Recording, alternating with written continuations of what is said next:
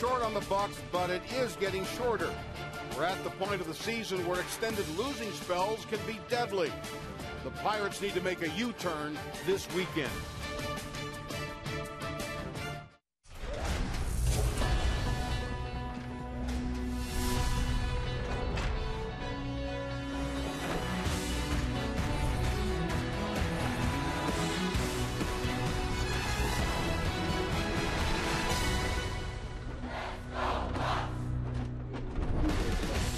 What a beautiful night for baseball as the Pittsburgh Pirates return to PNC Park. A very brief four-game series against the first-place club in the National League East, the Washington Nationals, who swept the Pirates in D.C. last month in a three-game series. Greg Brown along with Bob Walk, the Bucs are thrilled to be back, and we're thrilled that a former Pirate is back wearing black and gold. About an hour and a half ago, Bob, the Pirates announced that they have traded for Aramis Ramirez. He returns his final season in the big leagues. Should be a lot of fun to have him back. Yeah, it will be. It feels good to see Rammer come back. You remember when he left, how down everybody was? You're losing this young guy with so much promise, and he really fulfilled his promise. He's had a great career, and now he's at the end of it. And we got a little taste of the fact that he's still got some sting in his bat, can still swing it, still provide you some offense. Hopefully these next couple months he's going to be doing that in that Pirate lineup. Hoping to get a visit tonight from Neil Huntington, so we'll talk to him about this trade that he made about an hour and a half ago. And now we can talk about tonight's starting pitchers and a good matchup. Doug Fister, the right-hander for the Washington Nationals, against the lefty Francisco Liriano. Well, we're wanting to get our offense rolling, and it's going to be tough against Fister. He really, for whatever reason, kills us. Look at that ERA, 1.07. Liriano should be really strong. The neck tightness took him out of his last start. Hopefully he's got good control to go along with that arm strength he's going to have. The lefty, Francisco Liriano, against the right-hander Doug Fister. First of four with the Washington Nationals from PNC Park in Pittsburgh. Francisco looks to swat the Nats. Coming up next from PNC Park.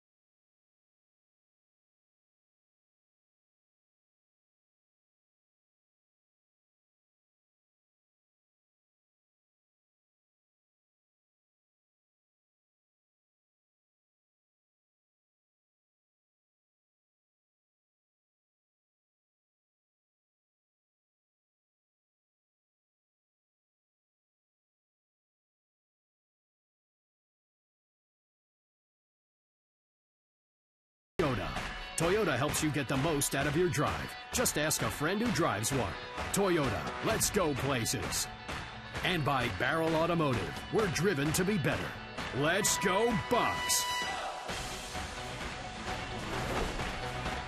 Pirates are back home, and as you can see, happy to return to PNC Park. Sean Rodriguez, Andrew McCutchen, Josh Harrison. Wearing the camo jerseys as they do every Thursday home game this season, and expecting big crowds for each of the 4 games on this homestand. All 4 games against the Washington Nationals, and another big test for the Pirates, who had a very disappointing road trip to begin the second half after the All-Star game. Hopefully Francisco Liriano will get the Pirates back on track. A couple of decent starts in Kansas City. Garrett Cole, of course, was excellent, but the Pirates offense couldn't get anything going against the Royals bullpen on Tuesday, and Charlie Morton pitched well last night, at least until the 7th inning, and outdueled by Edinson Volquez. So the Pirates start this day 6 back of the Cardinals in the National League Central Division.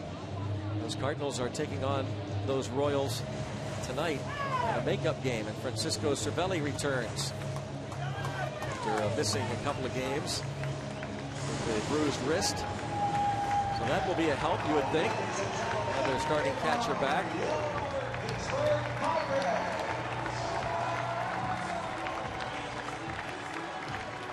Got to get rid of them white lines right away.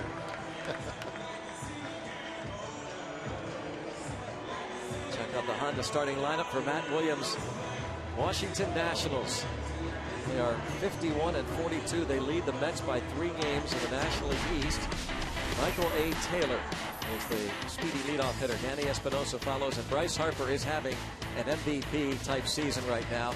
He is leading just about every category in batting in the National League. Wilson Ramos is the cleanup hitter. Clint Robinson in left. Ian Desmond at short. Dan Uggla, the veteran, at second base, with Tyler Moore at first, and Doug Fister is on the mound. Take a look at Frankie's numbers, brought to you by Hyundai. It's really been a solid year for Liriano, even though the wins haven't stacked up. He's pitched for the most part some outstanding baseball. As his ERA, as you can see, in the 2s. A lot of innings, even though he missed his last start with that stiff neck. Tried to go out and get loose in Milwaukee. And he couldn't even, if he was in the stretch, he wouldn't even have been able to look toward home plate. That's how bad his neck was. But is fine now and should be strong. Should be throwing that fastball pretty hard tonight, you would think. The defense, Brent Morrell is at third base. Jung Ho Kang at short. Defense brought to you by Honda. Neil Walker, Pedro Alvarez on the right side. Starling Marte, Andrew McCutchen, Gregory Polanco in the outfield. And again, Cervelli catches Liriano.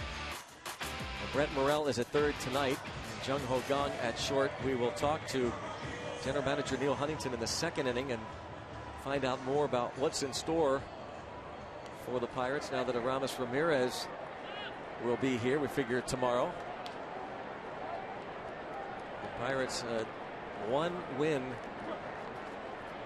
5 losses on the 6-game trip following the All-Star break. And underway, Michael Taylor. Swing and a miss. 0-1 on Taylor, hitting .234. He was a big part of their win yesterday, and Liriano quickly off the hill and guns it to first. 1 away. Now, if you're going to lay down a bunt with a left-hand pitcher, you got to get it away from the mound. Those lefties are normally got already a step with their delivery going toward that third base line. Liriano's second start this season against the Nats. He gave up 5 runs in 5 2/3 innings in a 6-0 loss. Of course, he was on the losing end of the no-hitter, Max Scherzer, in the near-perfect game back on June the 20th. Danny Espinosa, switch hitting infielder, takes ball 1.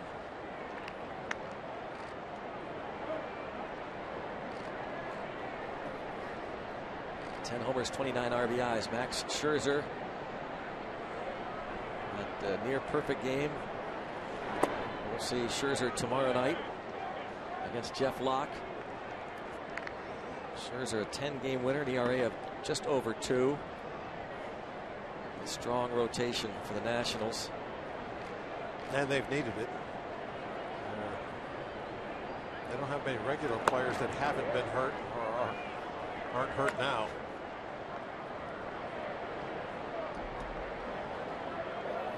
Lots of injuries for the Nats. There's Ryan Zimmerman, face of the franchise maybe before the arrival of Bryce Harper.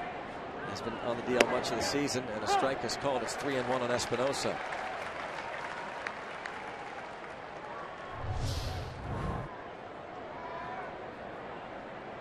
Harper didn't like it, but it's definitely right there. Oh, excuse me, Espinosa.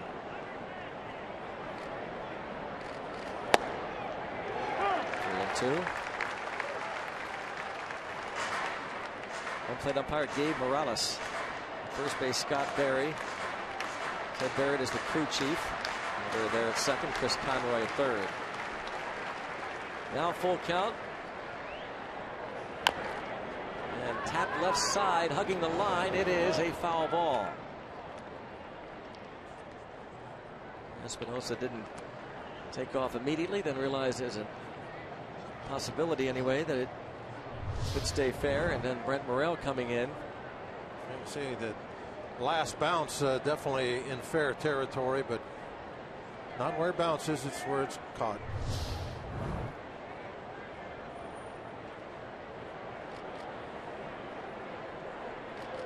Full count on Espinosa.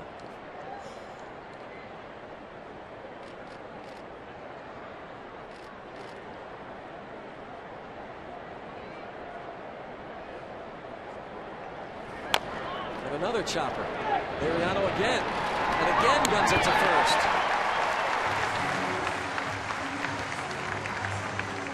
Guess that neck feeling okay. Yeah, he's getting tested early on. And this ball chopped up in the air too. He had to sit there and wait for it to come down. Did a nice job as he was waiting for it to get his body turned. Be in a perfect position to make that quick throw. Into the Rivers Casino tips to win. No, don't let Harper beat you. I talked about everybody being hurt. A lot of regulars out of this lineup, so you don't want Harper to win the game for him. Where do you begin with Harper in terms of the offensive numbers? He's everywhere. 0-1. Where do I what? Where do you begin with Harper in the offensive numbers? I have no idea. I don't. Yeah, he does everything. He's having an MVP season. For sure. Absolutely, but with so many regulars out of their lineup, I mean, you have to pitch to other guys and not Harper. Well, he's pitching to him here, and he hits 0-2. The last thing I had there was to be fastball picky. Yeah, I think at times when you have somebody that throws a ton of fastballs like Fister does, but it's not at all a hard thrower, then because of lack of velocity, the pitches look better than they are, and you're putting a lot of his fastballs that are a little high, a little down, a little in, a little away. You're putting those balls in play and making outs on them.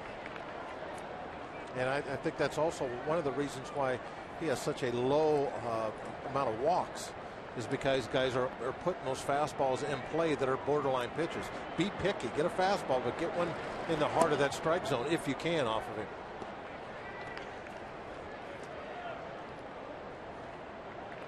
Bryce Harper tops in on base percentage and slugging .687, on base percentage of .465. He's third in the league in hitting. He's tied for first in homers, fifth in RBIs. And Liriano, did he get him? Yes, he did. Strikes him out. You need a tag. 1, 2, 3 for Francisco Liriano as Harper goes down on strikes.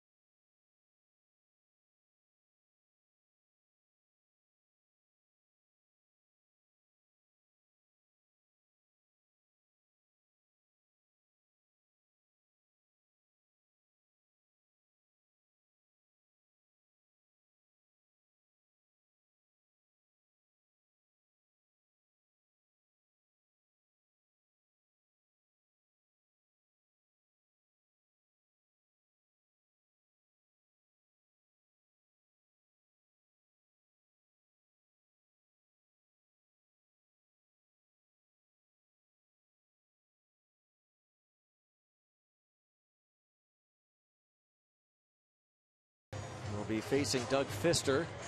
Francisco Liriano has a 1-2-3 top of the first, and Todd Tomczyk tending to him. Check out the starting lineup for the Bucs, brought to you by Toyota. Gregory Polanco, Neil Walker, Andrew McCutchen, and Starling Marte hits cleanup. Chung Ho-Gong is at short.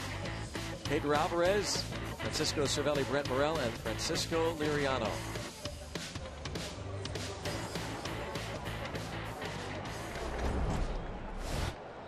Take a look at Fister's numbers, and the 4.30 ERA, just kind of like some mediocre numbers, but you can throw those out the window when he pitches against the Pirates. He is super tough. As I said before, I'm sorry, Greg, he does not throw hard at all. Out into the seats by Polanco.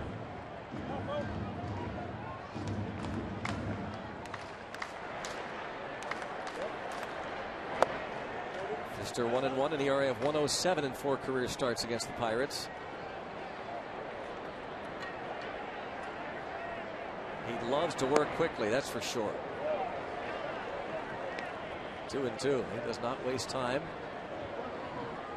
See the lowest ERA against the Pirates among active pitchers. This 31-year-old from Merced, California. 6'8", 210.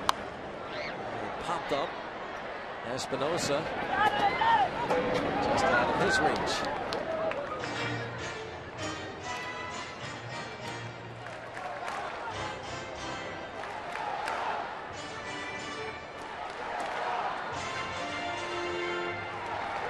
Polanco was 2 for 8 in the series in D.C. back in June. 19th, 20th, 21st. Kind of pokes at that ball. Taylor makes the catch.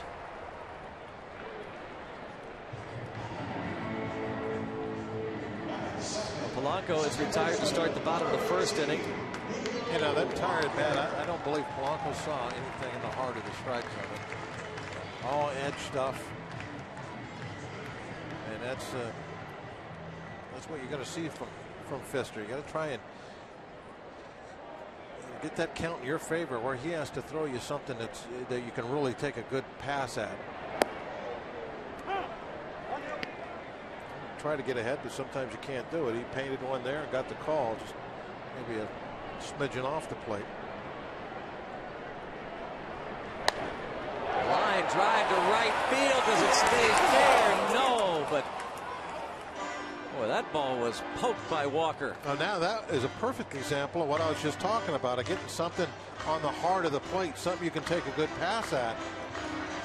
That one right down the middle. Walker certainly took a good pass at that one.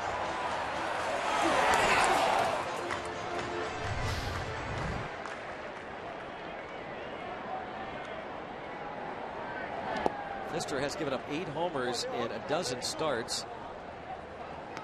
He was on the DL again this season.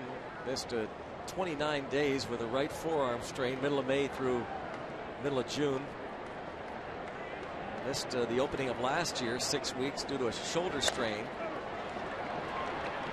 Ugla takes care of Walker.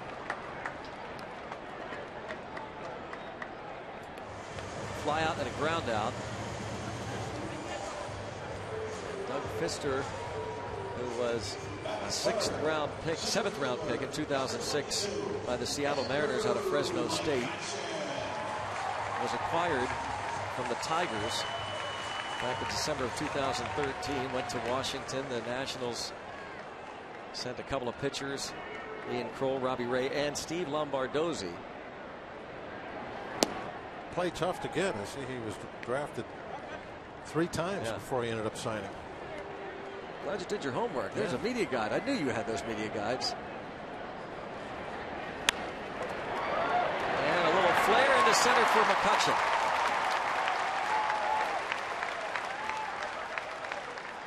A 2-out single for Andrew McCutchen. That one definitely got in on him a little bit. That's one of those French fastballs, even though he doesn't throw very hard. It gets it in on your hands, and you're trying to wait back because he's not a hard thrower, and you and end up almost jamming yourself. McCutchen now 5 for 9 in his career against Fister. There are some players who have some good numbers against him, including Neil Walker, McCutchen. Pedro Alvarez 4 for 7 in his career against the righty. How does he have a 1.07 ERA? Doesn't make sense. Well, he's taken care of guys like Starling Marte and others, that's for sure. Marte 0 for 8 lifetime against him. And Marte is 0 for 11 this season against Washington Nationals pitchers, and a career 185 hitter against Washington. They have done a tremendous job pitching to Starling Marte.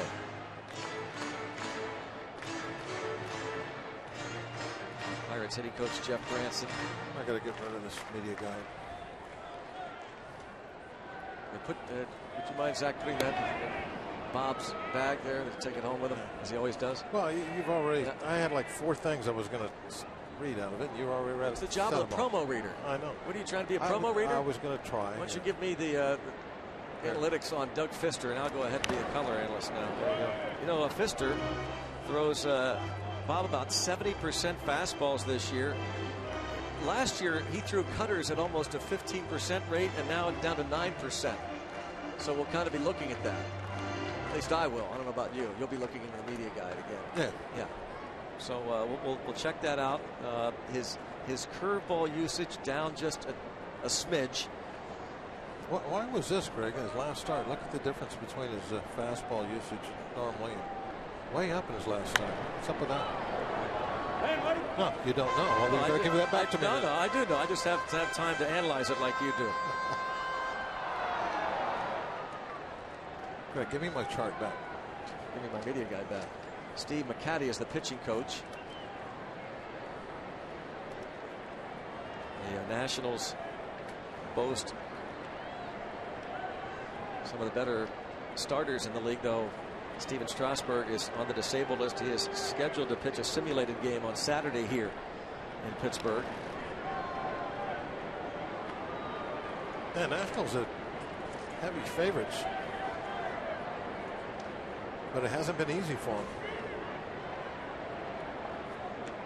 All the injuries that they've had. Ball line toward the left center field gap. That'll get down. That'll score McCutchen.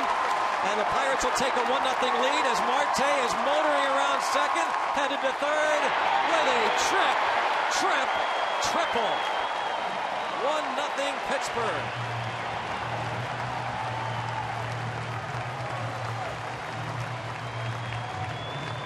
They got a curveball middle of the plate about knee high and just drops the head of the bat right to the baseball.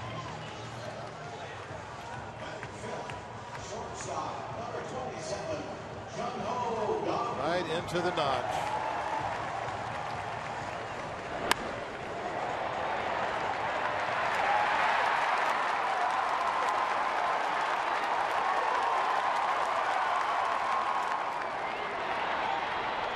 Could have been a stand-up triple if he wanted to. How quick he got there. First triple of the season for Marte and his 51st run batted in. Jung Ho Kang. 1 ball and 1 strike.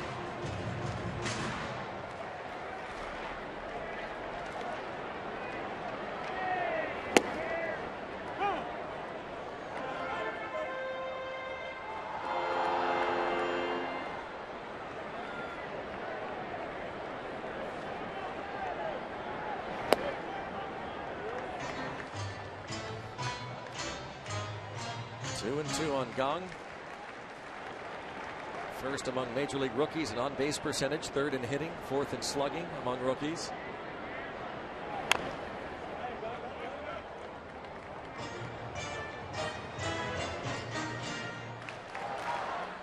There's a scoring change today from Major League Baseball. Kang had a hit taken away from him in Milwaukee, so takes away a 9-game hitting streak, and Doug Fister strikes him out. But McCutchen's 2-out single and Marte's triple that followed. Whoa, way to second. Hold everything. A.J. Burnett can sympathize with the the plate here, the Nationals, and now Matt Williams. Gabe Morales said he fouled it off.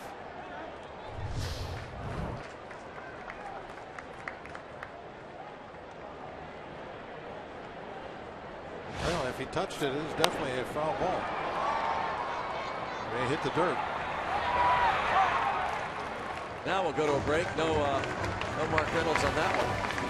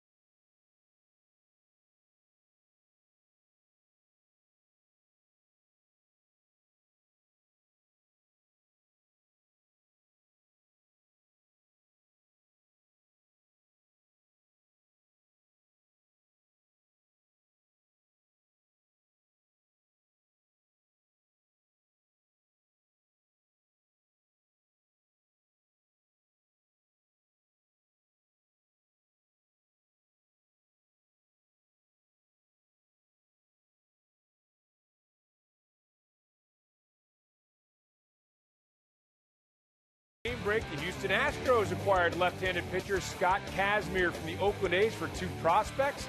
The 31-year-old went 5-5 with a 2.38 ERA and 18 starts for the Athletics this season. He allowed 3 earned runs or fewer in 17 of those 18 starts. A Houston native who grew up rooting for the Astros, he will join his new team in Kansas City tomorrow. Let's head back now to Greg and Bob at PNC Park, guys. Well, this is the fun part for baseball fans. We're deep into the trade season, and the first pieces have fallen, and Scott Kazmir going to the Astros.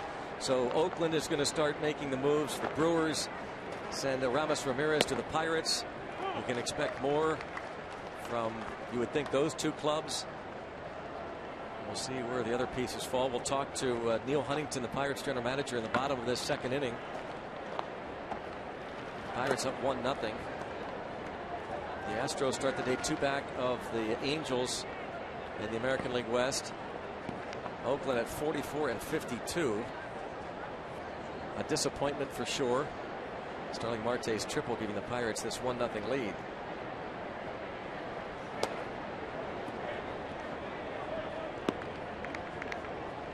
Two and 1 on Ramos.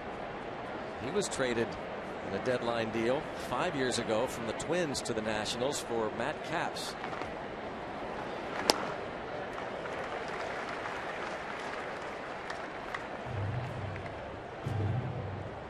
Two balls, 2 strikes.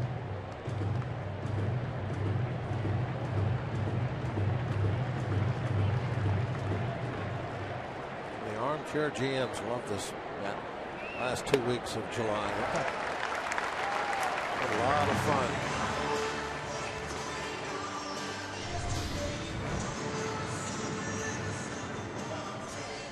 That slider coming in underneath the bat, underneath the hands. Oh, it's like spiral, like a football. Here's the GM of these Nationals, Mike Rizzo. When you're looking out at the pitcher, you can see that spiral looks like a red dot on the baseball because of the way that the seams are. That's one of the ways that hitters will try to recognize that it's a slider, not a fastball. They look for that dot. Uh-oh. Here's Liriano again. And again, they get him. And they keep getting the degree of difficulty keeps getting But yeah, the bunt, he had to get off there a little ways, not too bad. Then there was the chopper, he had to go about halfway the line. This one, he had to go almost all the way to the line.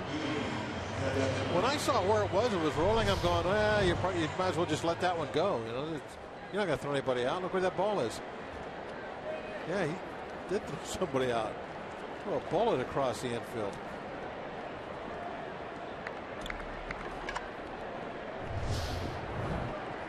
Three plays made over there by Liriano.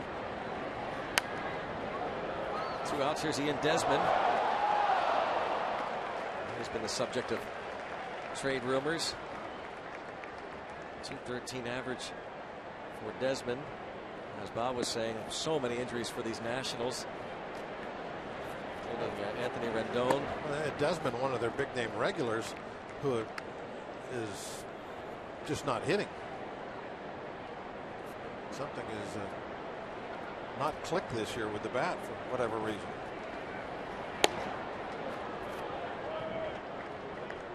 Two balls and a strike. In a way, they can almost look and say, well, we lost Desmond also.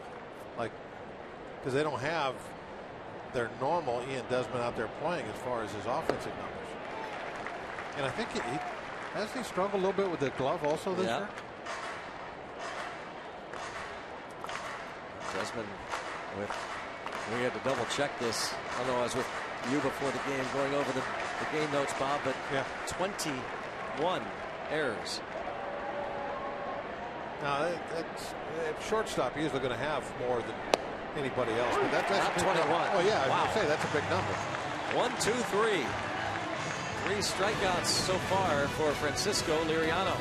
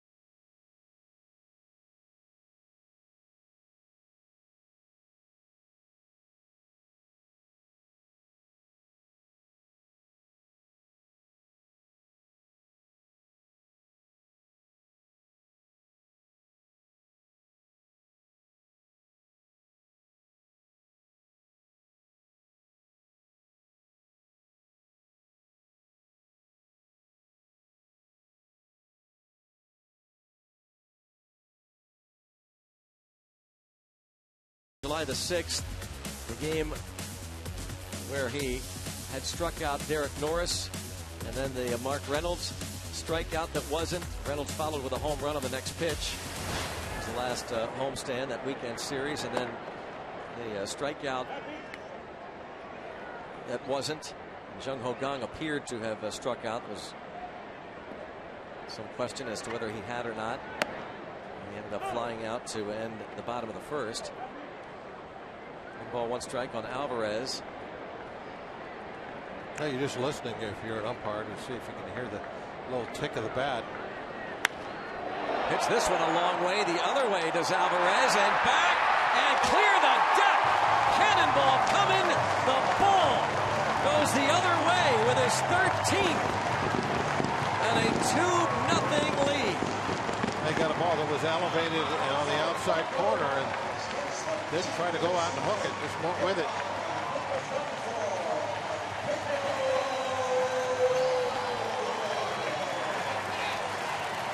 Pedro Alvarez hits the home run the other way.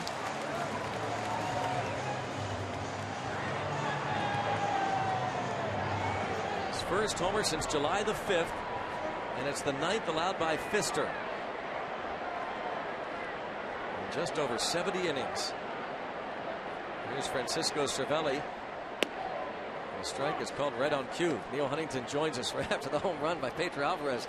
Neil, tell us about the trade, the reasons behind it, Aramis Ramirez. Well, obviously with the two recent injuries, we wanted to try to add to this club in general, but with the two recent injuries and with Aramis's production, not only last year, this year, over the course of his career, we felt like he'd be a great addition to this club, and look forward to getting him in here. And our plan right now is to get him here on Saturday, get him in this lineup, get him at third base, and deep in this lineup again.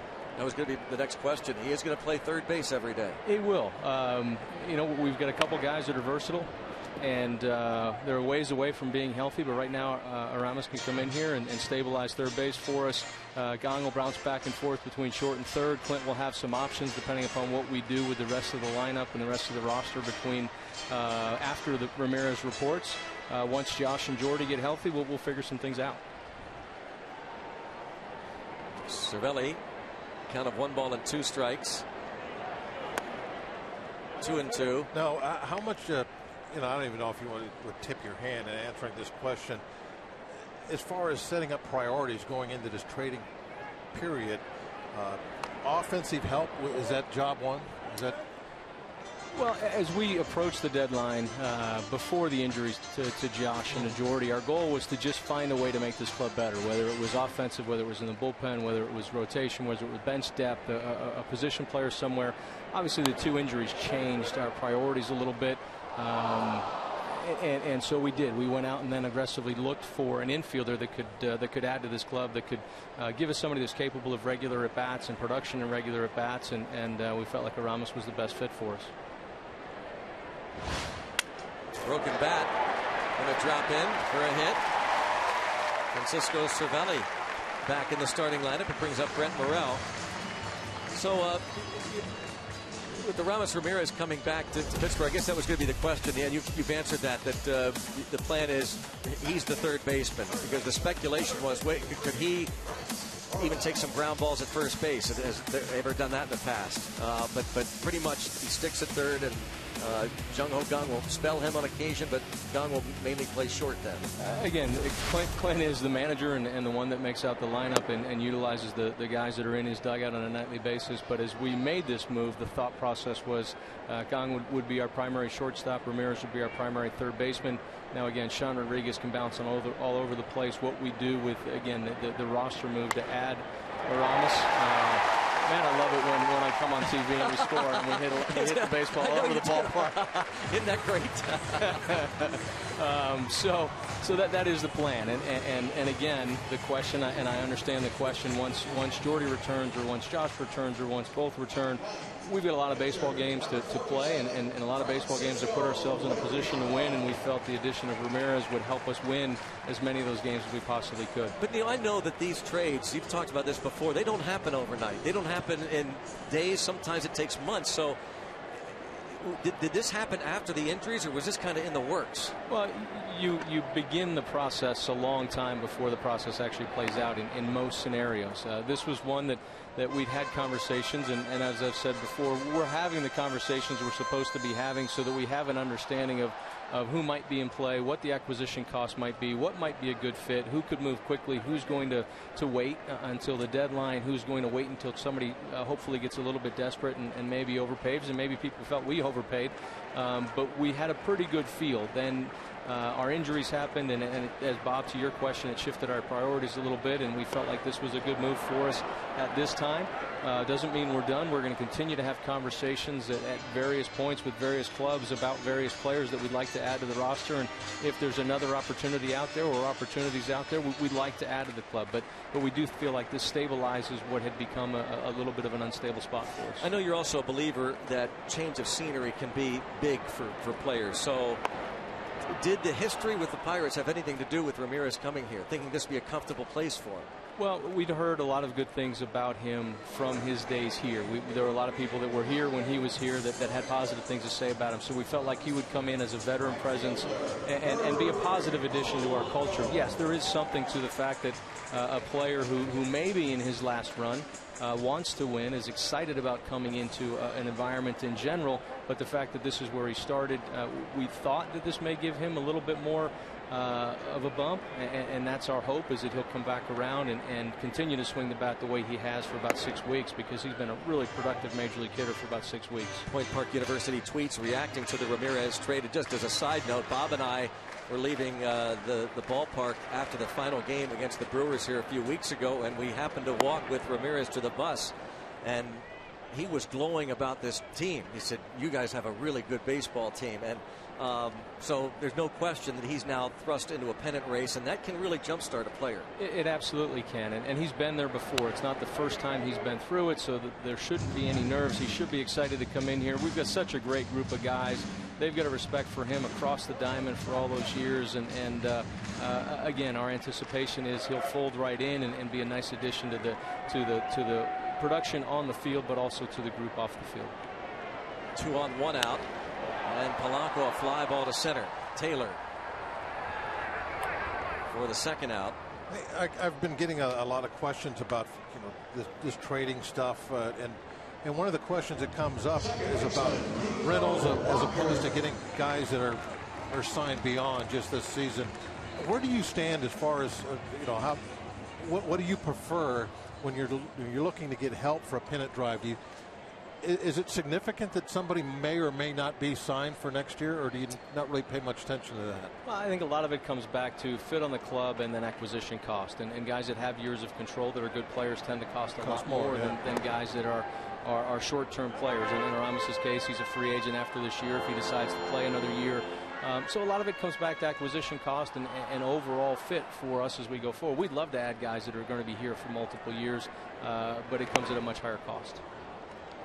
Neil, now that the Brewers have made a move and the A's have made a move, it's starting to see some teams kind of admit, okay, we are going to move forward and trade some players. So that can be a help, can't it? It can be. It's been an incredible seller's market to this point in time. I think even as of 4 or 5 days ago, there were 20 or 21 teams that were within 6 games of a wild card, and we're 2 years removed from a September in which teams came from 9 games back to win postseason bids. So a lot of teams were in the middle of no man's land. We're 8 days away from it right now. You should see some of the logjam start to break, but at the same time, who knows? Neil, thanks so much. Thanks, Brownie. Thanks, Bob. We'll look forward to talking to Neil Huntington on his radio show on Sunday as well. And we always look forward to seeing this. Pedro Alvarez, the opposite field home run to give the Pirates a 2-0 lead after 2.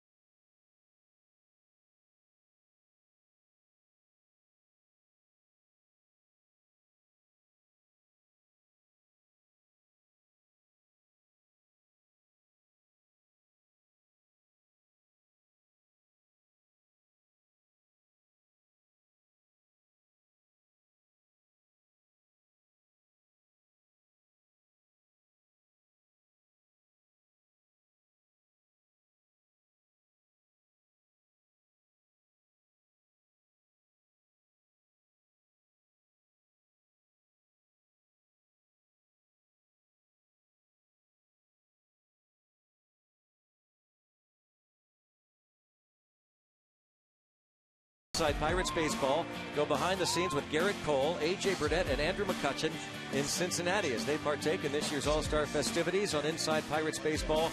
Kings of Queen City tomorrow after postgame on Root Sports.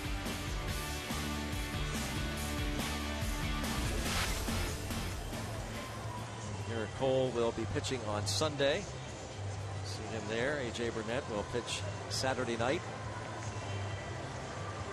We'll see Jeff Locke tomorrow night against Max Scherzer. Looked like a nice little flight those guys had going in. Like a lot of fun. Pedro Alvarez, the opposite field home run.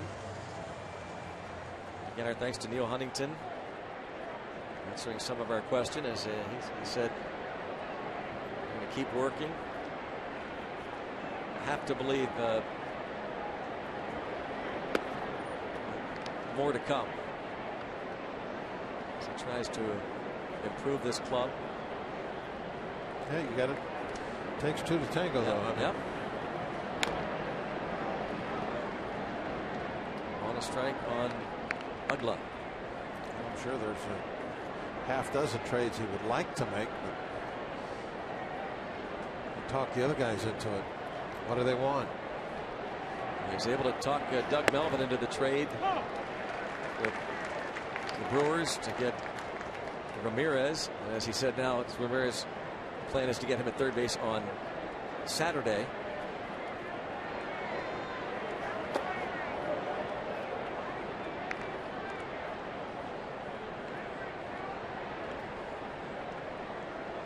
Two and two on Ugla.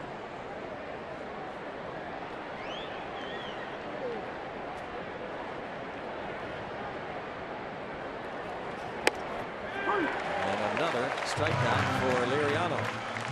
4.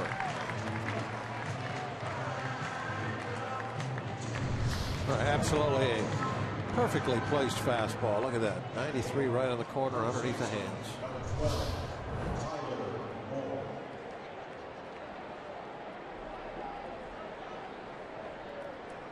Tyler Moore at the plate was 4 for 7 in that series against the Pirates last month.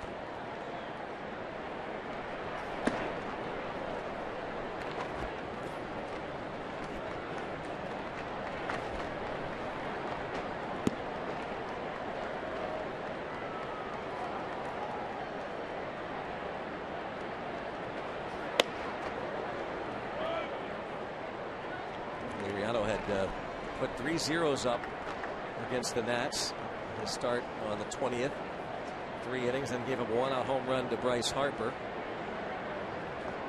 That 1 run through 5 innings. Then things got away from him in the 6th. A 2-run single by Tyler Moore in a 4-run 6th inning. The last batter he would face that day.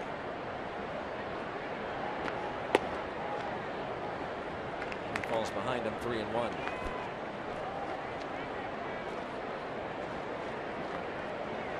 The Parrot, the Camos.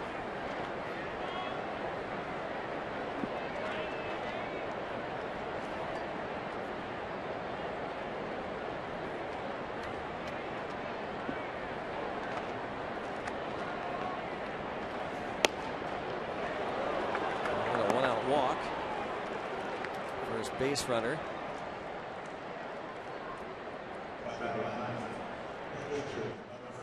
As we said, Sunday the Pirates and Nats meet at 1:35, and all kids 14 and under will get a Francisco Liriano Neil Walker Cup thanks to Tops. Get to the ballpark early and let the kids explore the #1 Cochran Family Fun Zone on Federal Street, and after the game kids can run the bases courtesy of the original Pizza Logs. For tickets go to pirates.com.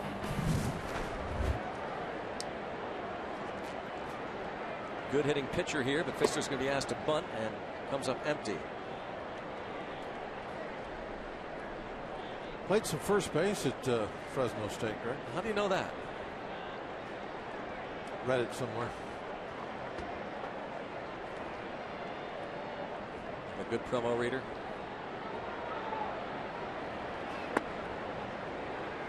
And it's 0-2. Liriano failed to get a bunt down.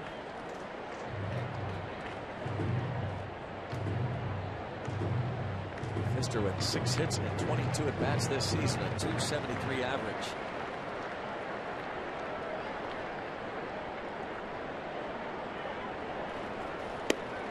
Misses it. The strikeout. 5 Ks for Liriano. One time through the lineup.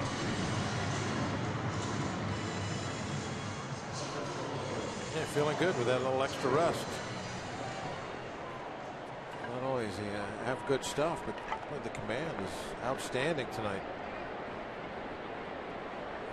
Placing that fastball, the slider, wherever he wants it.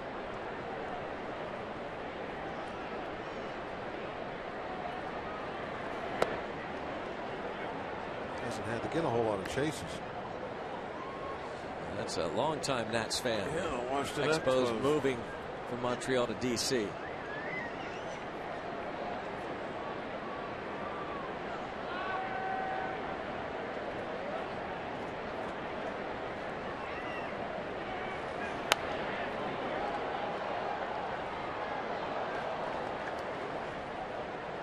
Taylor tried to bunt for a hit his first time up, but Liriano threw him out.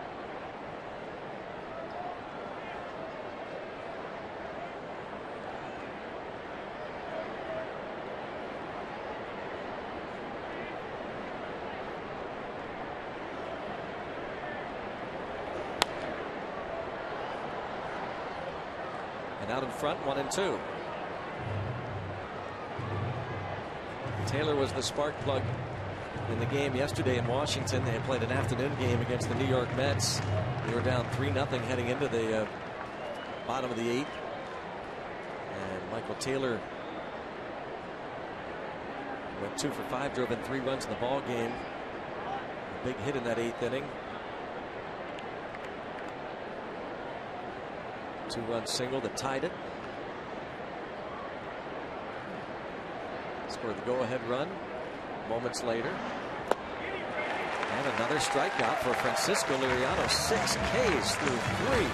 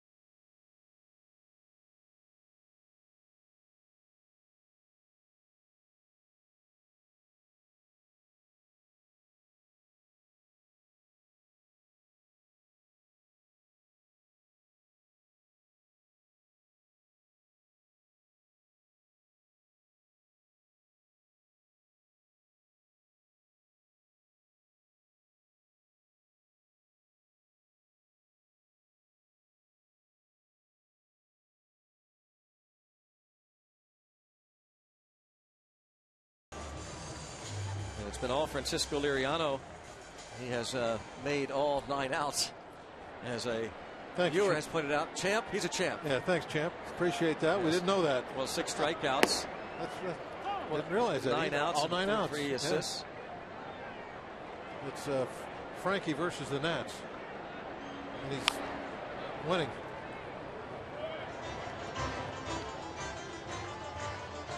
Taking the defense out of the game, isn't it?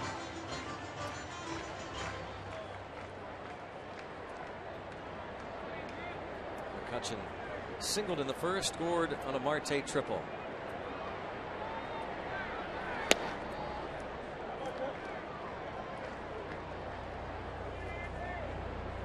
Francisco Liriano. Very strong. Now what's the record for being responsible for the outs? Soft liner to first. Our day automotive this day in Pirates history.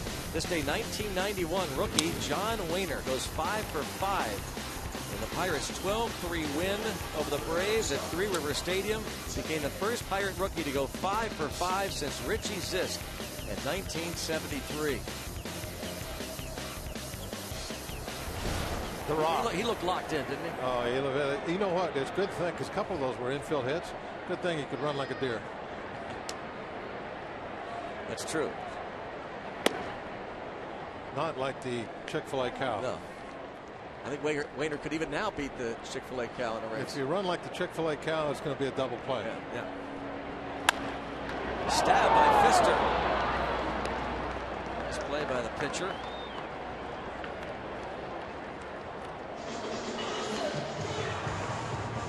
Gives up the soft liner to McCutchen. Tyler Moore made that play. This one hit harder than that. A stab made by Doug Pfister. After missing the opening 6 weeks of last year due to the shoulder strain, he came back. His fastball velocity had dropped an average of 1.2 miles per hour. And this year maybe just a tick off of that.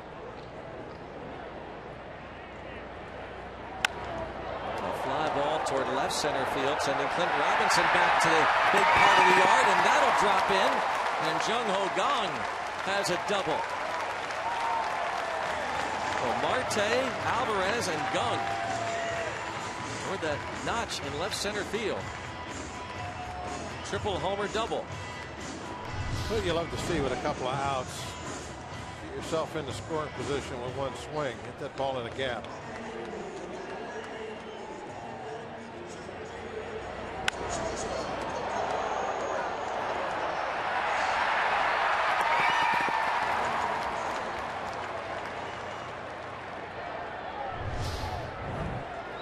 Brings up Alvarez, and you have to believe Pfister is going to be even more careful.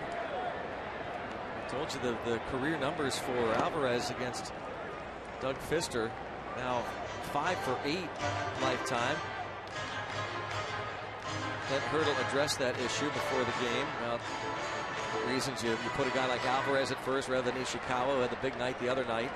When you decide to sit someone, give a guy like Alvarez a shot again, as Alvarez had been slumping.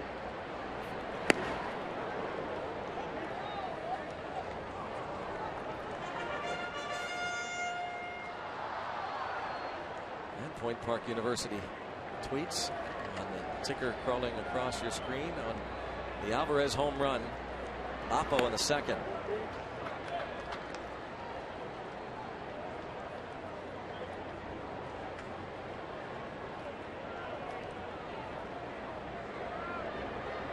Two and one. Pfister gave up 18 homers in 164 innings last year. Now 9, 71 innings this season. Also had 4-year lows in strikeout percentage and swinging strike rates. Career high in home run rate. So Pfister won a lot of ball games. That ball will allow Gong to go to third.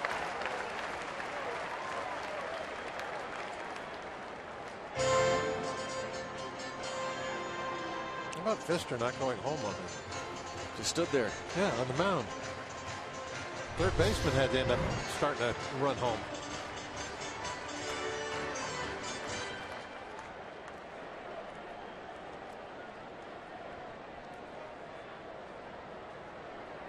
Pfister just standing there. And good job by Espinosa. Realizing, well, somebody better. Yeah, somebody's got to cover home. Now, how about if you had somebody with really good speed at second base in a situation like that? Billy Hamilton was going in there, or Marte. Yeah. Yeah, that would. Because it really doesn't even just decent speed. If you get a rolling start, a couple of steps home, and the pitcher standing on the mound, you're going to beat him. Walk for Alvarez has 2 on. with 2 outs. Pfister's last start after a long delay. It had been a while since he had pitched. 12-day layoff between starts because the All-Star break and the adjusted rotation against the Dodgers. Gave up 4 runs on 9 hits in 5 innings. Last year he went 16-6 with a 2.41 ERA.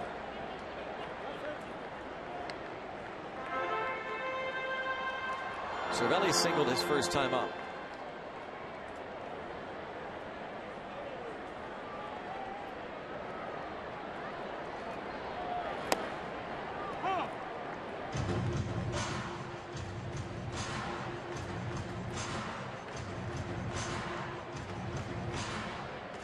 Steven Strasburg will pitch Saturday.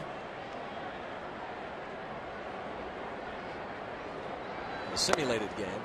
Still on the DL.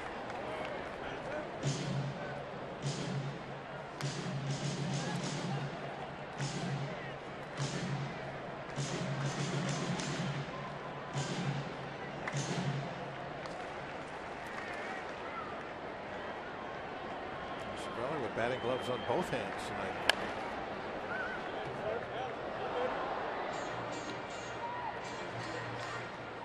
Normally doesn't wear batting gloves, but with that bruised wrist.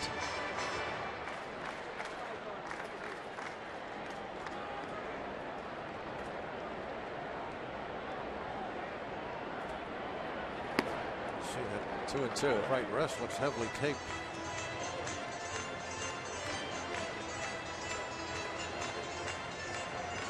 How thick it looks.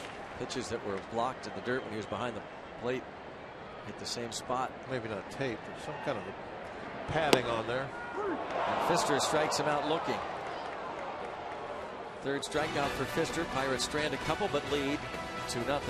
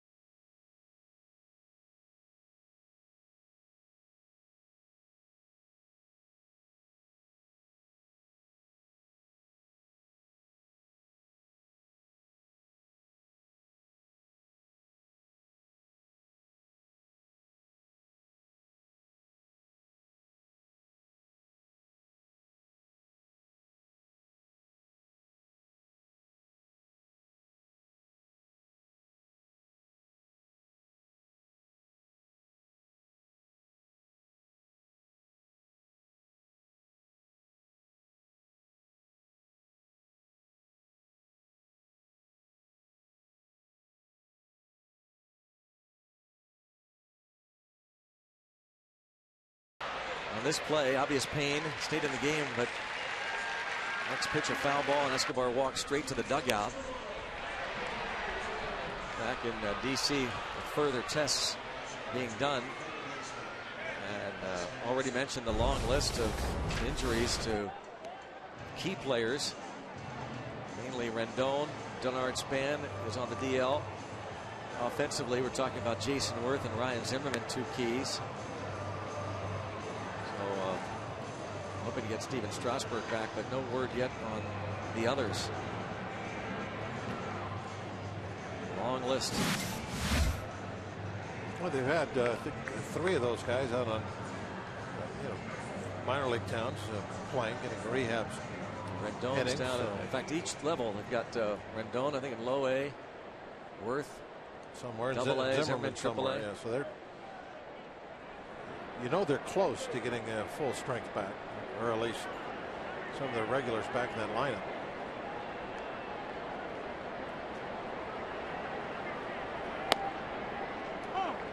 Here's Espinosa. Takes a strike. 2, 3, 4 men in the order.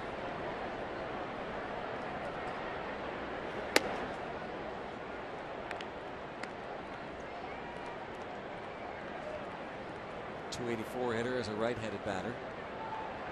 .244 from the other side.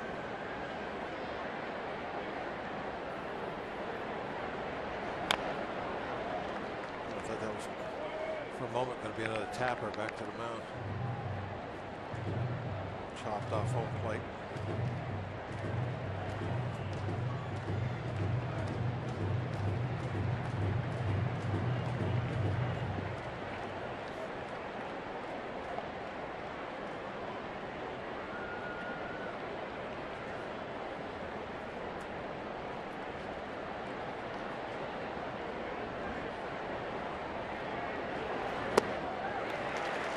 Still Liriano's game. Let's go downstairs to Robbie and Smokowski. Well, the Washington Nationals right now are middle of the pack when it comes to all the major offensive categories. And right now, they're smack dab in the middle of a 10-game stretch that is really going to test their offensive capabilities. In the first 5 games, the results haven't been too encouraging in terms of what they've done off of the starters. 7 earned runs in 34 innings pitched. Now, here are the starters they faced the last 5 games in order: Kershaw, Greinke, Harvey, DeGrom, and Syndergaard. They're facing Liriano tonight, and Saturday and Sunday they have to face 2 All-Stars in Burnett and Cole, and then they go to Miami on Monday to face Jose Fernandez of the Miami Marlins. So hopefully this team ERA with the Pirates, 2.99, second best in all baseball, can keep these bats quiet, including this guy, Greg. And the big guy, certainly Robbie, Bryce Harper. Garrett Cole, A.J. Burnett, 2 All-Stars. Liriano has the 3rd lowest batting average against in the National League. Came in 5th in strikeouts, and he's punched out 7 already tonight. Responsible for all 10 outs. Yeah. That's an amazing run to start a ball game. 10 in a row. Actually 11, right? Well, yeah. Oh, is it 11? 11 batters he's faced. 10 outs. Yeah. He walked Tyler Moore. He's got the outs. Yeah. And there are the strikeouts, 7 of them. By the way, we're just noticing on the Washington Nationals website that they believe Yunel Escobar is going to be okay. That left wrist injury. Matt Williams said he's not going to play today, but feels a lot better. And they had post-game X-rays negative, so we might see Escobar after all in this series.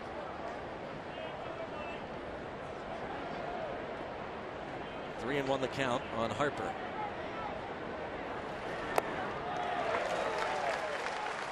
Three and 2.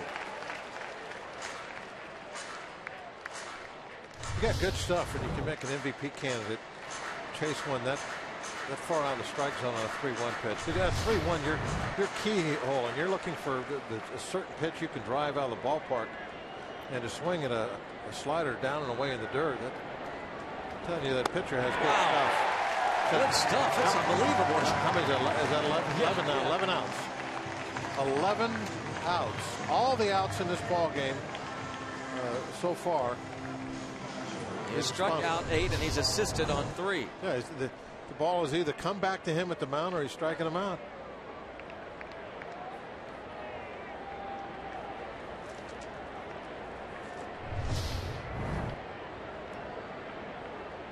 Season high strikeout total 12. Did it twice.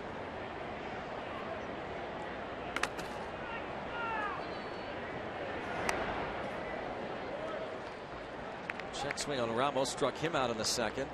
I think a lot of the guys in the field are going to start to stand there without their glove on. They don't need it.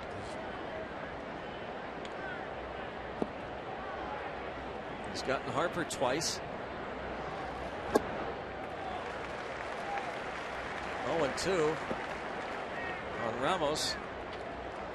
And so far, McCutchen has not needed the glove. Marte. Nobody's doing the thing. They'll need to be out there, yeah, let alone bring a glove. Polanco.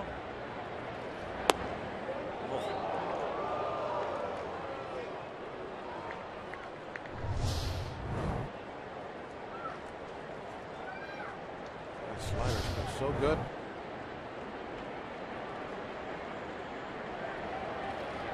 My goodness. Oh, look at that changeup with a tail. Changeup with a tail. 9 strikeouts.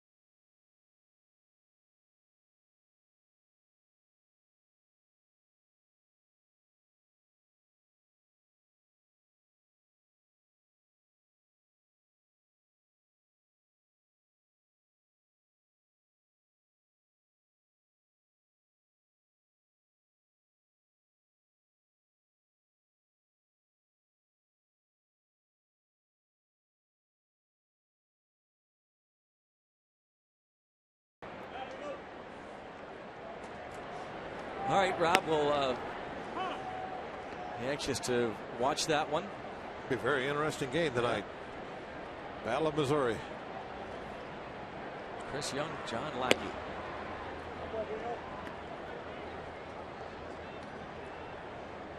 Brent Morrell singled in the second.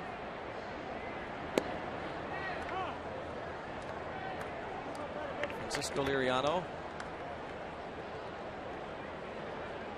has done it all on the mound through 4 innings. Morrell down on strikes, 4 Ks for Pfister.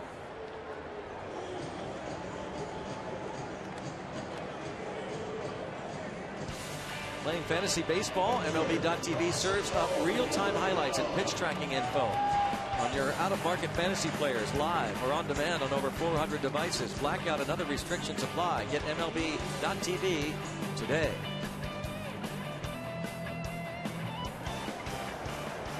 Here's Liriano. Couldn't get a bunt down to move up 2 runners. Ball got the catcher Ramos.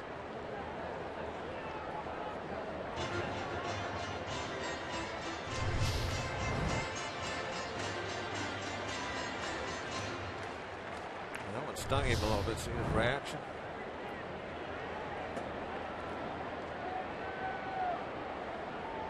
Got him right on the jaw.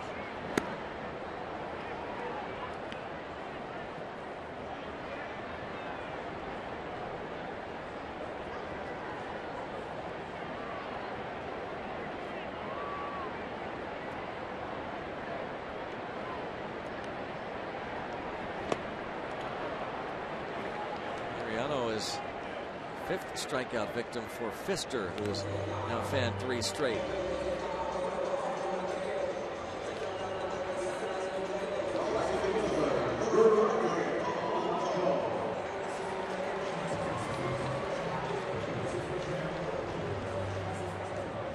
Pfister traded from Seattle to Detroit in a deadline deal 4 years ago, July 30th, 2011.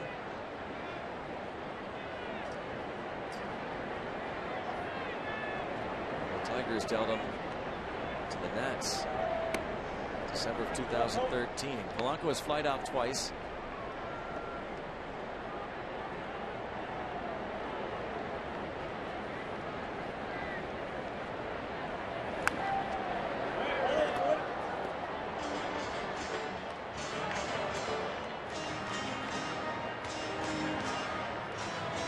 Has 3 hits in his last 15 at bats.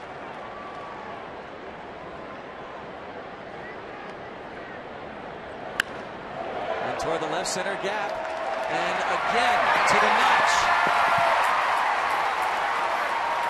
And Polanco thinking 3, and then holds up with the 2-out double. Yeah, with 2 outs, you got to stop. You're in scoring position.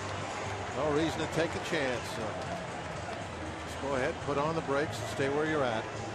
If there would have been 1 out, then maybe it would have been worth the risk. That's going to force the infield to have to come in and play on the grass.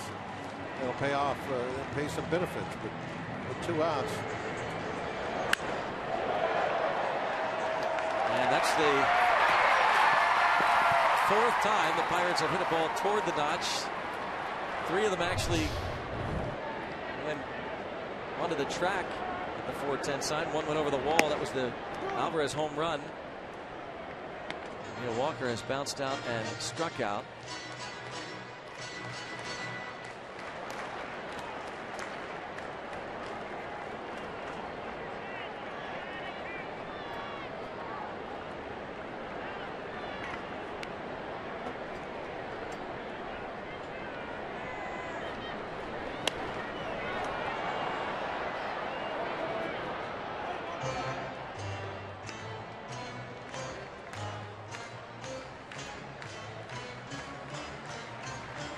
Two on Walker.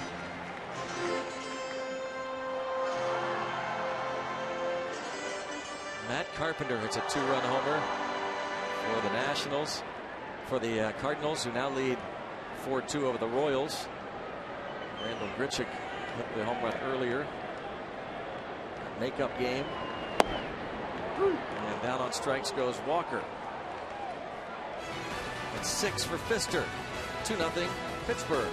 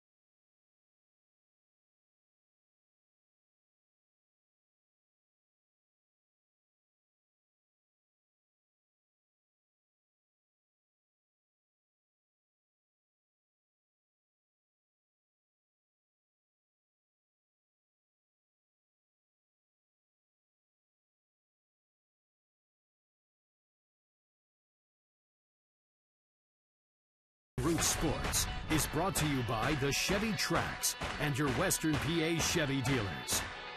By Fridays, Happy Friday. And by Day Automotive. We're gonna make your day. Let's go Bucks! Pirates leading 2-0 over the Washington Nationals. Going to the 5th inning. Beautiful night for baseball. Fans of all ages on hand to see the Pirates and the Nats on a fireworks night. 4-game homestand. Here's Clint Robinson.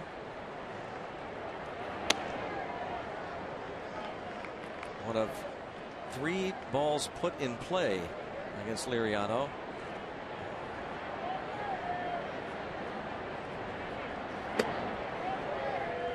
He's in the 5th inning, and there hasn't been a ball hit to anybody but a fielder. Yeah. He's either struck him out or made the play himself.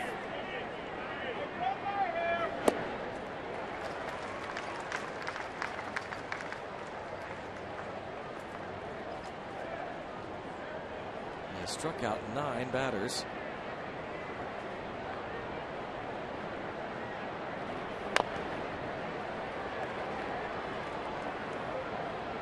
Two and two. One man has reached. Tyler Moore, a 1-out walk in the 3rd. The other 3 balls put in play were hit to the third base side of the mound, and Liriano made all the assists.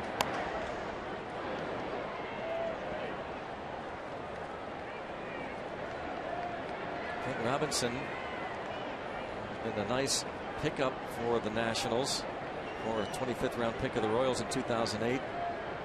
Spent a spring training with the Pirates. 3 and 2.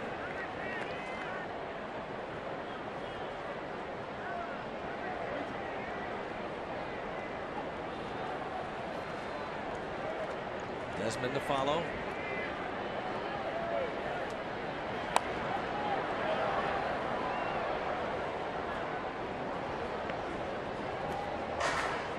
Robinson, .444 batter against lefties, 8 hits and 18 at bats.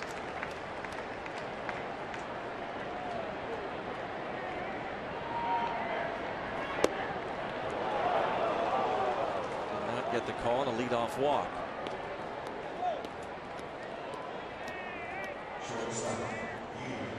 Check out our Barrel Automotive League leader stat. Taking a look at the Pirates at PNC Park since May the 22nd and where that ranks.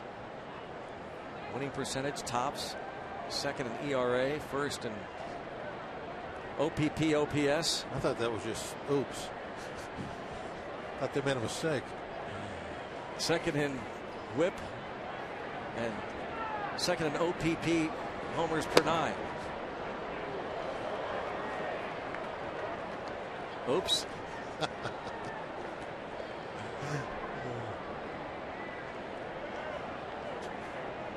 All right, hit a fair ball, somebody at an infielder. Let's get a double play. Ground ball back to the mound. I was thinking the same thing. 1-6-3. Take that. Yeah.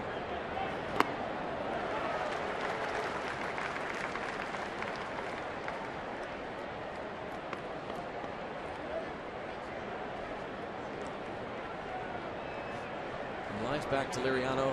The runner at first had gone halfway to second. Liriano runs to the back, steps on first. On a hit run. Yeah. There you go.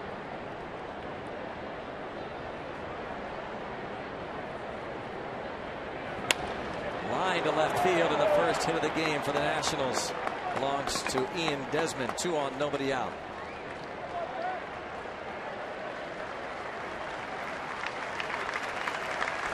God gives him a nice hand for having a little bit of a no-hit run there. He's still got the string going for making all the outs. So yeah, let's not lose sight of that. Well, yeah. I would like to lose sight of it right now. I would like him to get a little help here. A little double play help.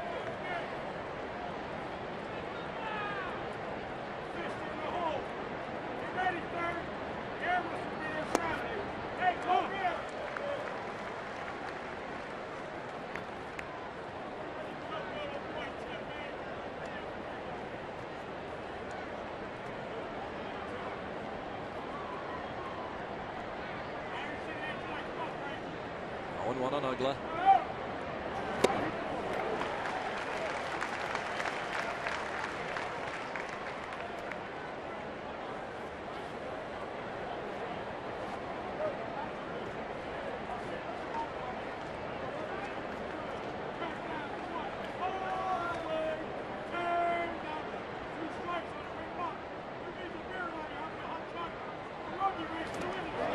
This allows the runners to move up.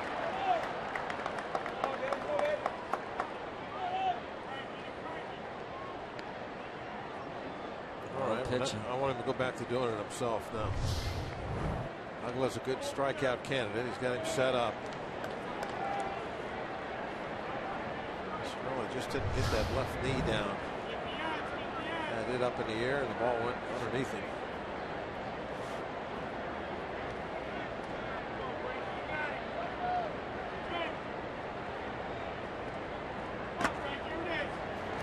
Yes.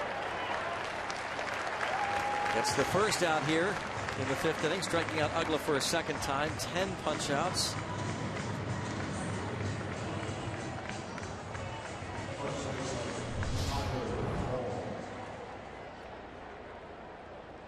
That slider, that's been where all the strikeouts are coming. Pitch right there.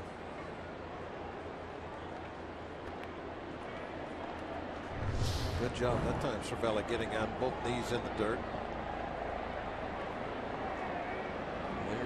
A chance if he can get more. He's got the pitcher on deck. Strike one. I think Moore thought that was going to be inside. Slider was as he was bringing up his arms. It could have thought that was a slider, but that ball actually had a nice run on it. Came back and got a big chunk of home plate. Boy, look at that run.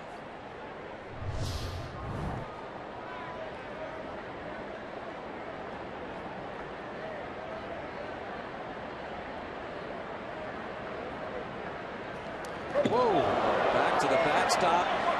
And a decision late by the runner Robinson not to go. He thought that that ball was going to carry him back towards Cervelli, so he froze. I don't know what he thought, Greg. I think that's what he is. Because we've seen that a couple times. The ball would go right back to, but then he still had plenty of time. Yeah, there's no reason not to. Yeah. I mean, initially you stop, but now you can How go. do you stop there? Now you go. That's pretty amazing.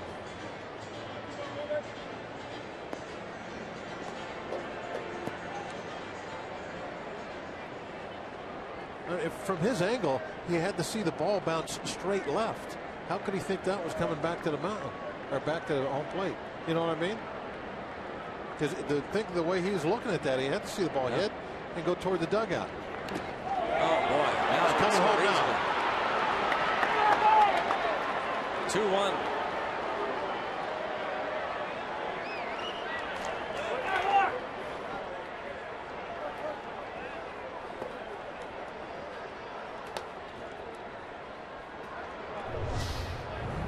Then you think, how can this happen? Well, he's definitely just trying to bury that slider. He's going for strikeouts. He's always got to work, and he's trying to save those runs. But I mean, so good until here. 3 pitches in the dirt. Actually 4. 1 was blocked. He doesn't want it to be put in play, is what he was doing.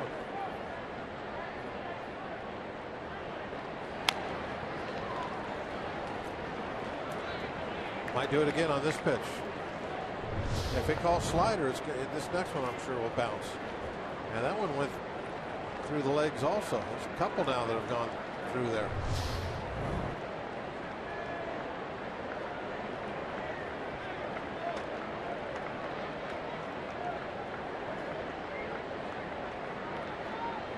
Infield in against Tyler Moore.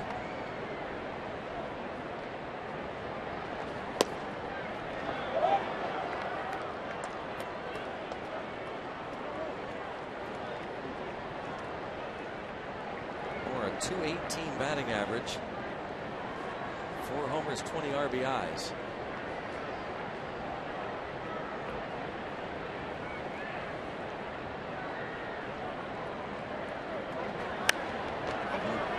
Popped up out of play.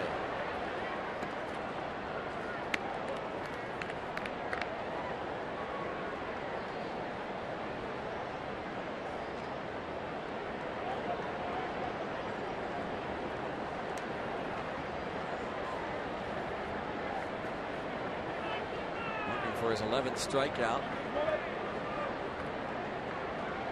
He walked Moore in the 3rd. Walks him here in the 5th.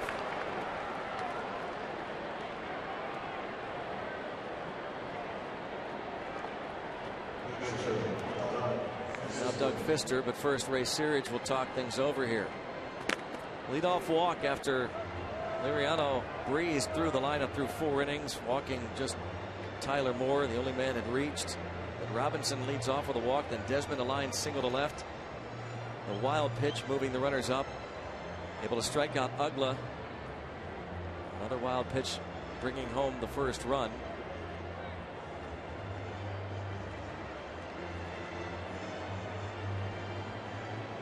The sun sets. Duquesne Light Building.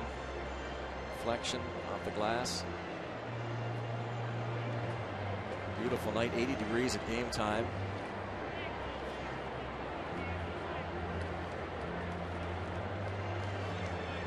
A 2-1 game now. Have to figure Matt Williams will Pfister bunt more to second. Give Michael Taylor a chance.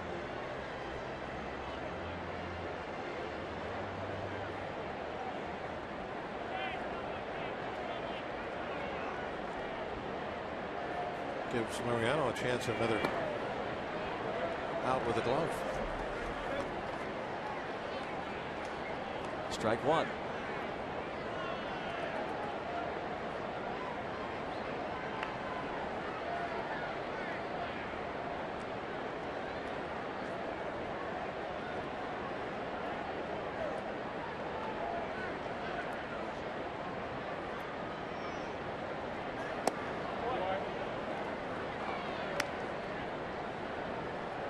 Pfister has 4 sacrifice bunts this season. He gets right on top of that plate. Yep. He crouches right in there. He's not afraid of the baseball. It's down to Bob Henley, the third base coach.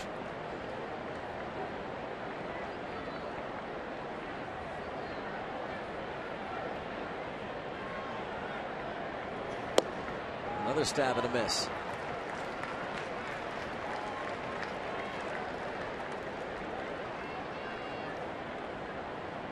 Got to be wondering what's going on. I mean, he looks good. He's right there, nice form, and then can't even tick the ball when he's bunting.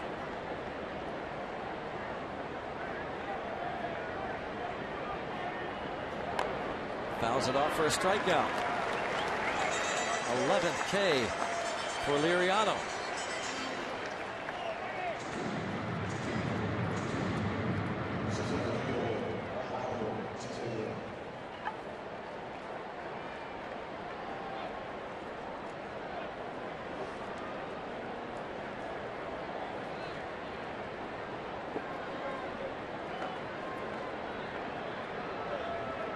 Taylor tried to bunt for a hit to start the ball game, then struck out in the third.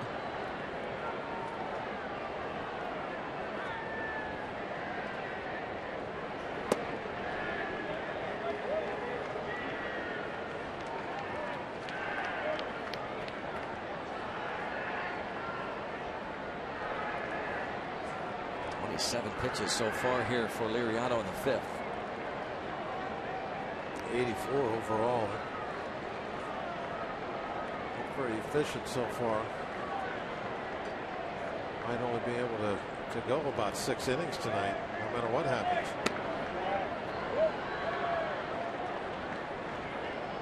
It's kind of, you know, what we've seen a lot of though out of Liriano. Big strikeout numbers and a lot of pitches.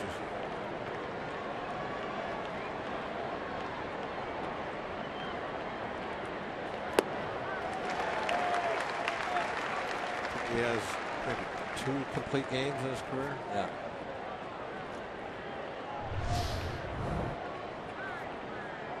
So many swings and misses on that slider tonight.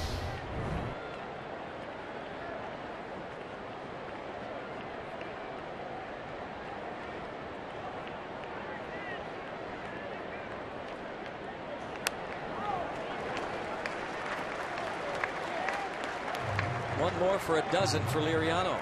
He said that that slider working probably as good as he's had it all year.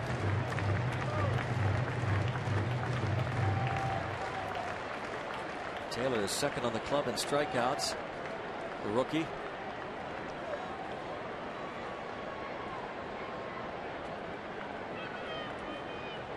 Sixth round pick in 2009.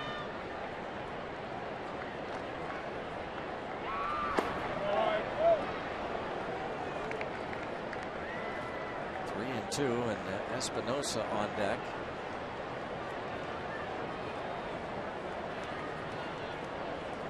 Liriano 1-2 in 3 career starts against the Nats. Fans trying to help him out now. Full count.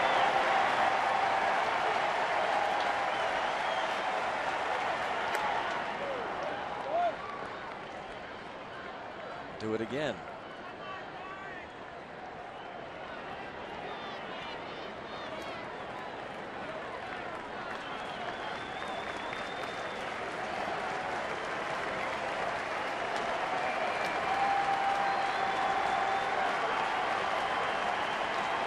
Big crowd trying to coax another punch out of Liriano. Ground ball, shortstop, on to first. An assist to an infielder, gone. 2-1 Pirates.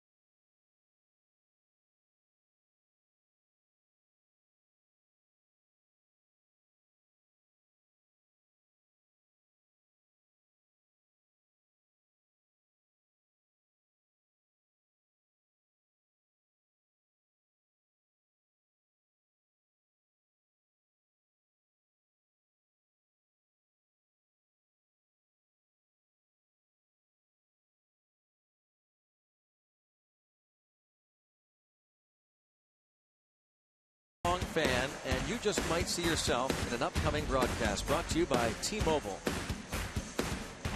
No spiders, though, please. What does that mean? We don't like spiders.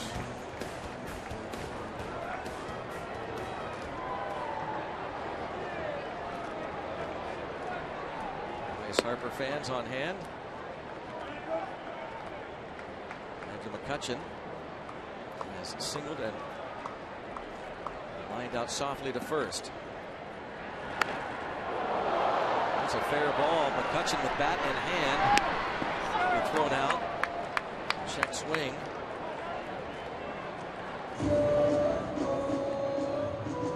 Well, I hope you got a chance to see that Make-A-Wish segment that ESPN did on Andrew McCutchen, who hosted a friend about a month ago. There's a check swing. Allegheny Health Network Supermo, realizing it's a fair ball.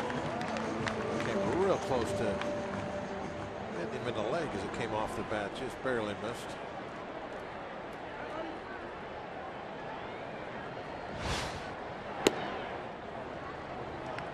And this is one of those games, Bob. The Pirates have scored just 2 runs. Had some base runners. They've dominated the game. Yeah. Pirate or the Nats just have 1 hit, but it's just a 1-run ball game, still up for grabs. Liriano just been great tonight, but now his pitch count is getting elevated. It's got to be close to 90 if it's not in the 90s. Hard hit, nice pick by the shortstop. Desmond to first, but Moore can't make the pick. Base hit for Marte. A heck of a stop there from Desmond.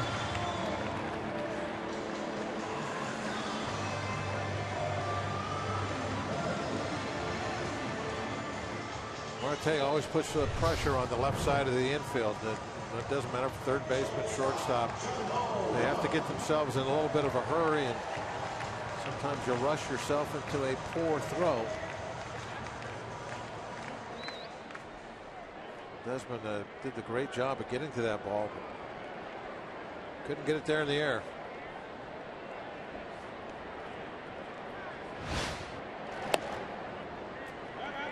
Marte can get some infield hits.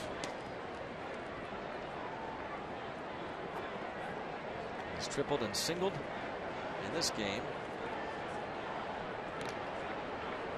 Just very tough to run on.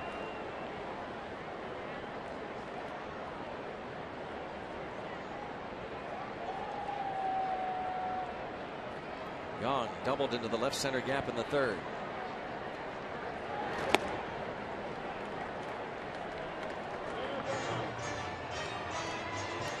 Last year there was just one attempted steal against him all season. And that runner was caught. This year, 4 attempts, 3 have been caught.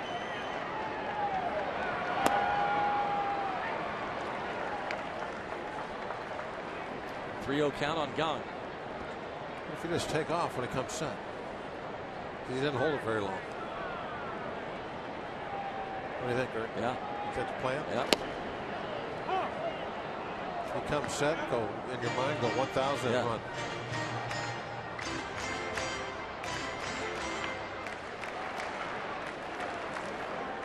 Oh, then you would get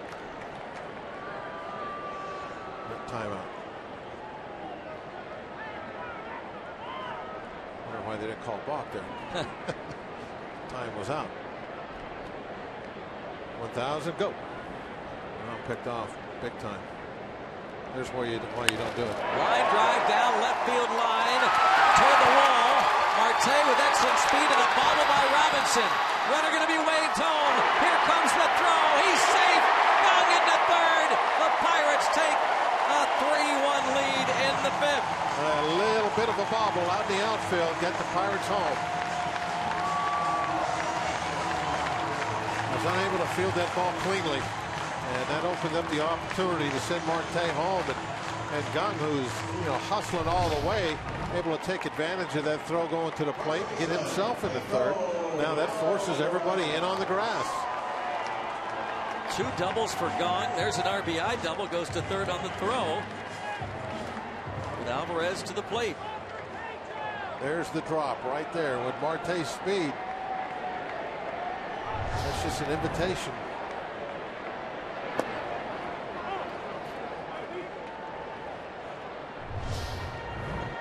Marte.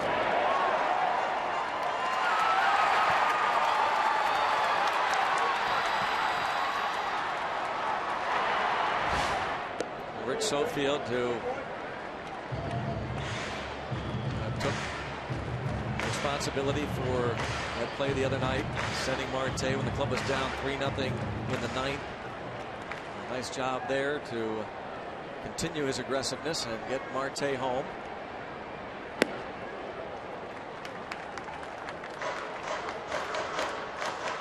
Alvarez a homer and a walk.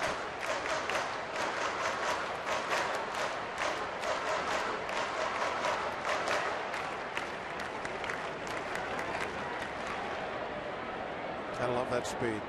Infield hit. Yep. Scoring all the way from first on a double to left. And drawing that throw, coming home. And you have Gong now at third base. The infield's in. Opportunity to maybe score another easy run. Push this lead up to 4-1.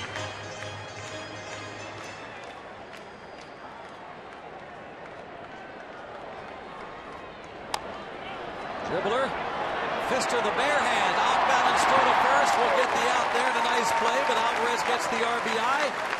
And the Pirates take a 4-1 lead.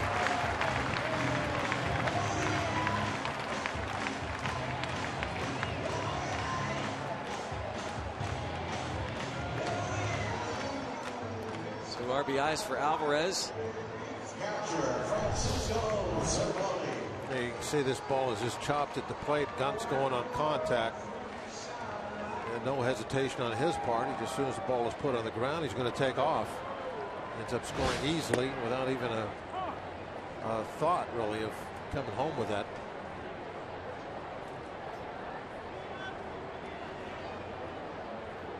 When you play with a lead, you can afford to get aggressive and kind of push the envelope on offense. And right now it's paying off.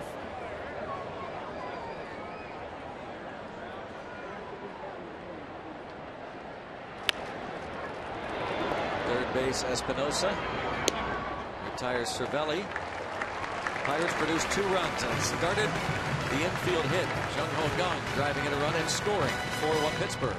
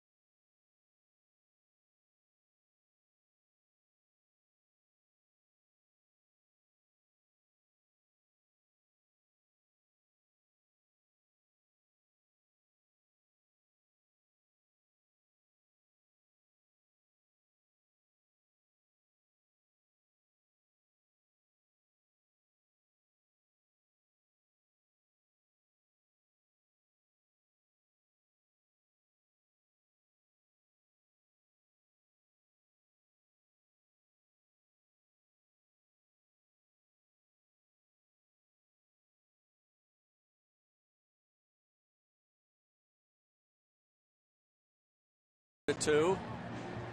So you're watching those scores as well, and the Nationals watching what the Mets are doing. They just played the Mets in that series in DC. Starling Marte, the infield single using the great speed. Jung Ho Kang, the RBI double, scoring on the Alvarez ground out.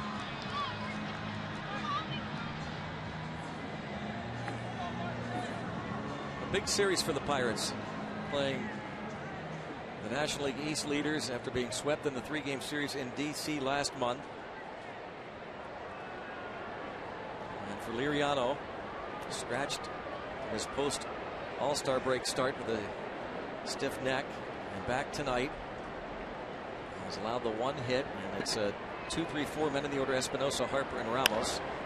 And a line drive base hit to left for Espinosa.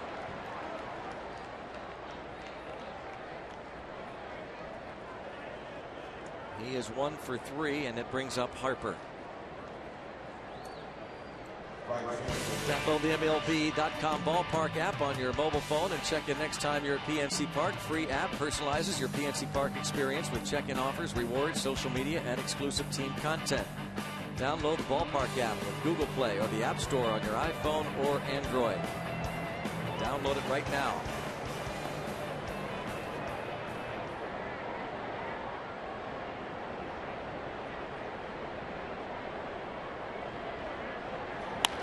Ground ball to second.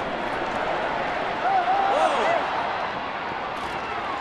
Young apparently was off the bag. A double play ball not turned. Yeah, that was a routine double play.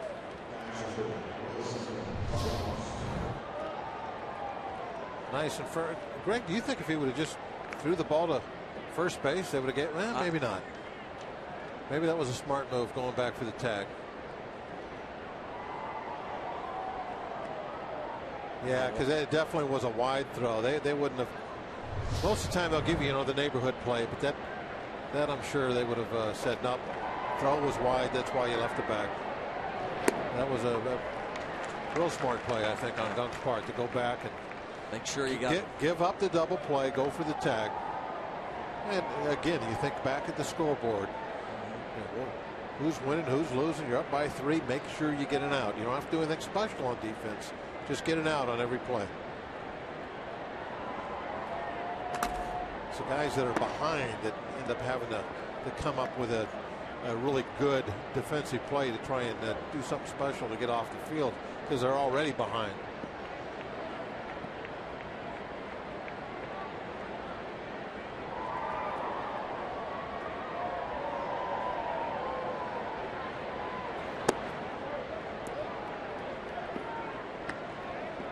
Wilson Ramos has struck out twice. 9 homers, 40 RBIs on the year for the Nationals catcher.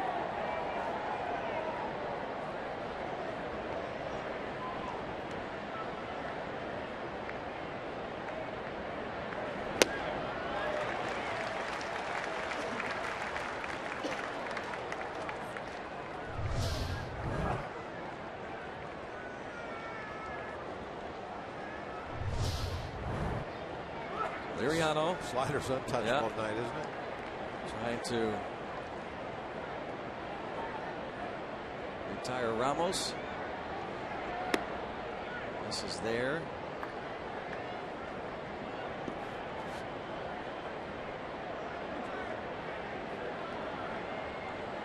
Three and 2.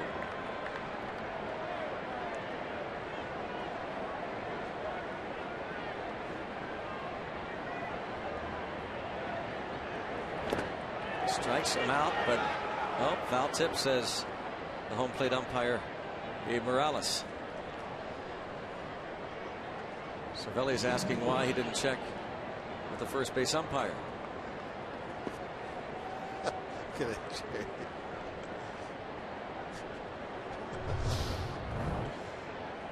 he foul it? Didn't look like he did there. I don't think he did, but I couldn't tell. Cervelli is convinced he didn't. Yeah. Cervelli's reaction definitely makes me think that was a swing and a miss.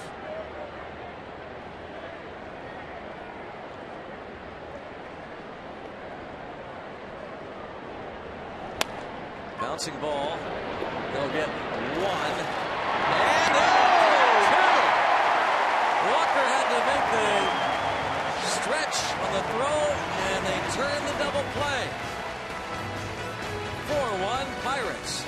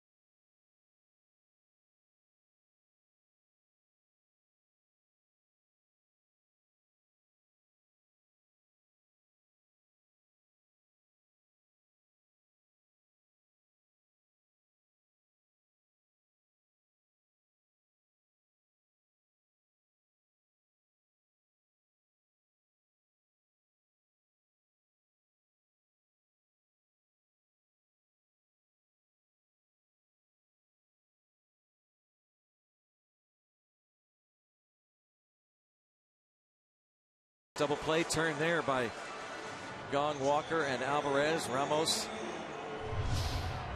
after apparently striking out, this is even better. Chick-fil-A double play. Yeah, great double play right there. Both guys. Yeah, Gong getting quickly over there, getting in front of that. Making a quick off balance throw right on the money to Walker, and Walker with that tough turn for the double play. Just awesome job, guys. Hawker probably upset with his feed on that play before that, but he made up for it right there with a great turn. Kept Liriano's pitch count, I think, under 100, didn't it? I think he started the inning with 90. I don't think he threw 10 pitches. Tanner Roark pitching out of the bullpen. 24 games this year. ERA definitely up on the high side, almost 5. Opponent batting average almost at 300.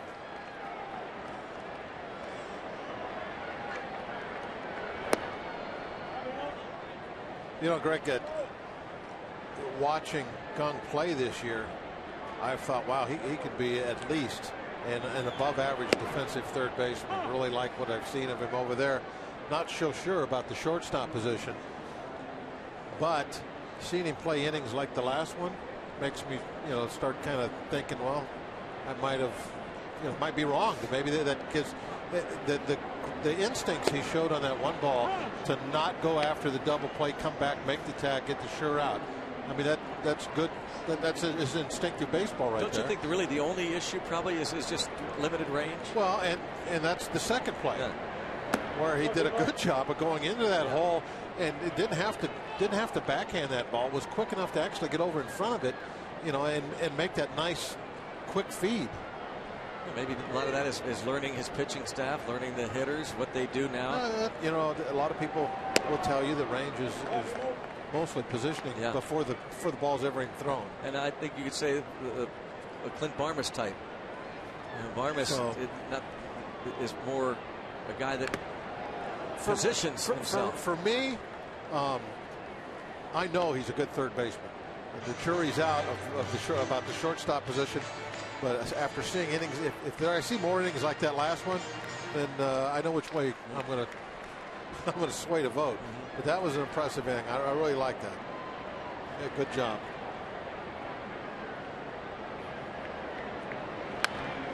And we'll see how things work out here over the next 3 or 4 weeks. One thing that the jury is out on is he's a heady ball player. He knows how to play the game of baseball. Absolutely. No question about that. And that was on display when he decided, they're going to get me on this. I'm going to go back, make the tag, make sure we get one out.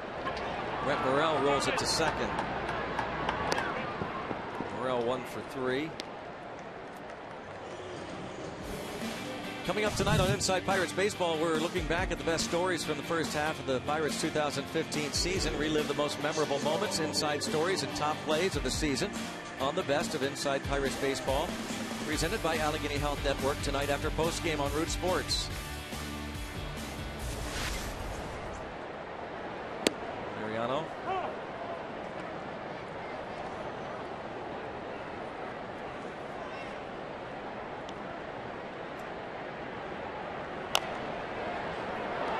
Fair ball apparently. 2 outs.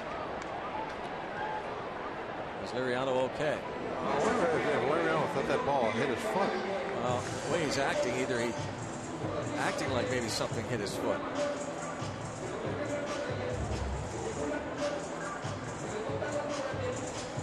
Didn't like the way he was approaching first base there. Todd Tomczyk is watching.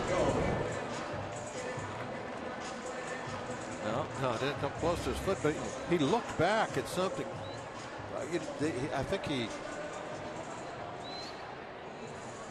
his back spin catch the catcher's match, I think, perhaps. The back swing, I mean. Todd Tomczyk is checking with him. Maybe that's what he was looking back at. This is okay.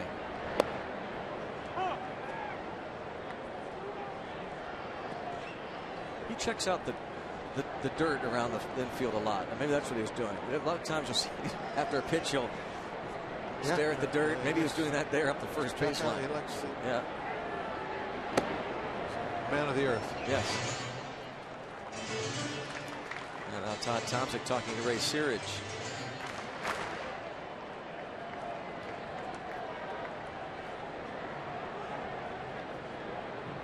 Seems fine. Polanco with a double in the 4th.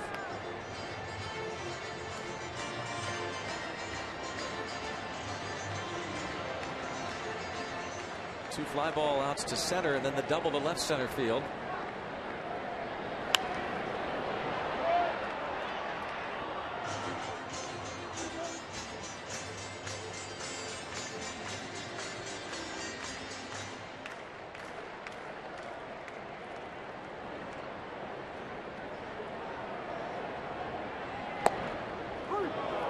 Tanner Roark has a 1-2-3 bottom of the 6th inning.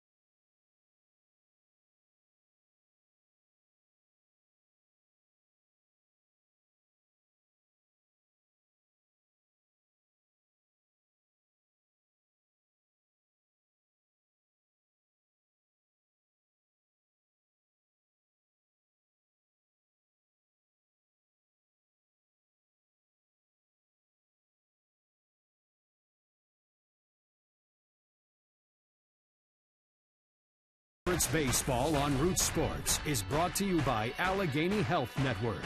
Health for all. By Kenny Ross, Ask a Neighbor. And by Levin Mattress, located in all Levin furniture showrooms and freestanding stores. Let's go Bucks! Pirates lead 4-1. Going to the 7th inning.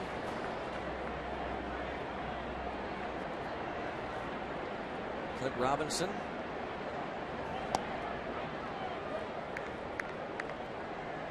Jung Ho Kang moves from shortstop to third base. Pedro Florimon over to short.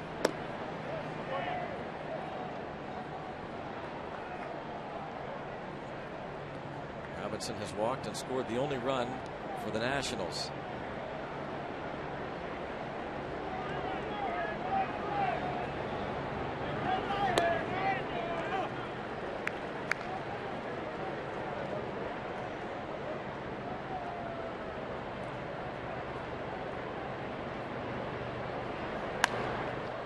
Toward right field. Polanco not able to cut it off, and Robinson on the second base.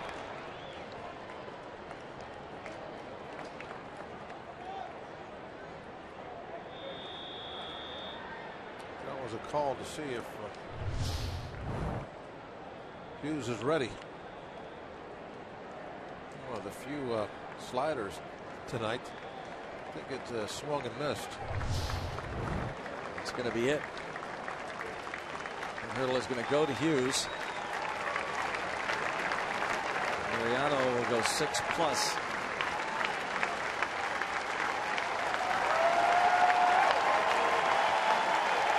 I would love to have given Hurdle and the Pirates 7, but the crowd certainly appreciates his 6 strong innings.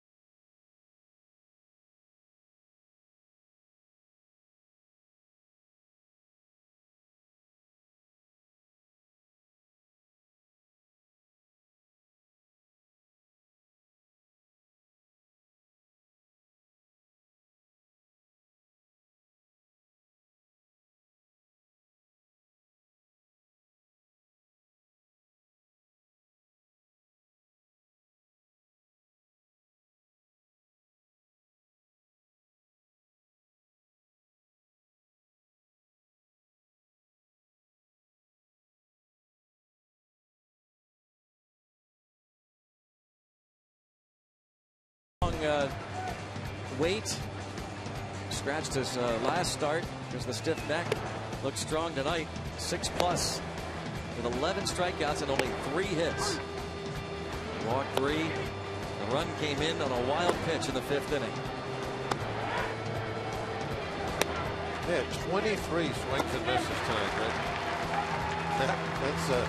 That's having some good stuff. And you know, a lot of times there are those chases we talk about a lot with Liriano out there, but he was getting some swings and misses that were not that far out of the strike zone, if out of the strike zone at all. That was impressive work tonight. Most of those swings, a little over half of them were sliders.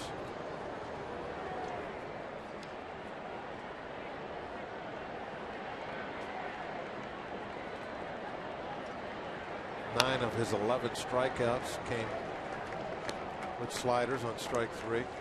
Just a great night.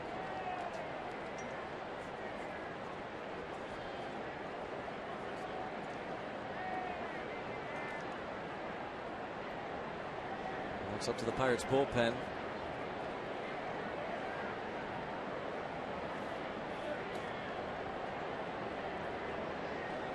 Jared Hughes facing Ian Desmond. A 1-ball, 1-strike count.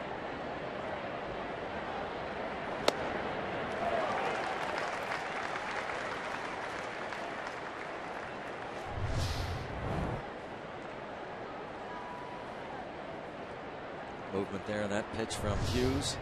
That's his bread and butter right there. Sinker in that spot. Down and away to lefties, down and in the righties. Over the mound. Walker. Nice play there by the Bucco second baseman. 1 out.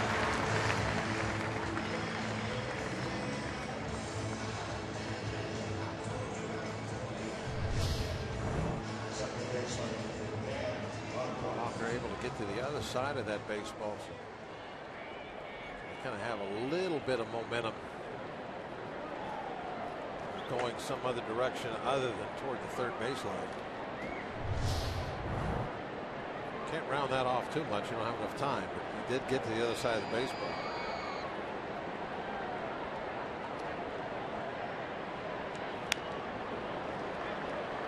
Dan Douglas struck out twice against Liriano. Infield back, looking for an out here.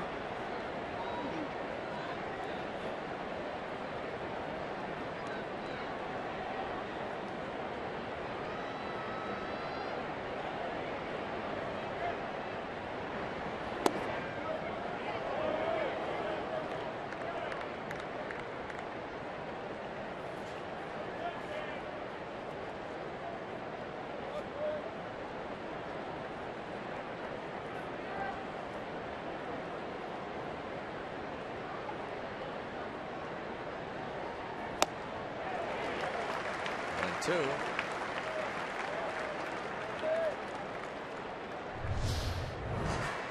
it is. There's that Brett Putter pitch again. Same spot.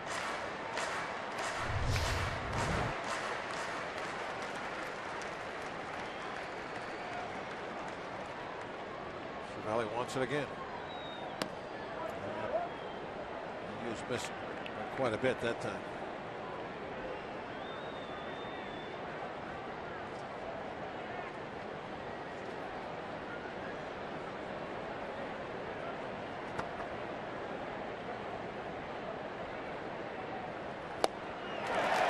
Strikes out Oakland for the second out.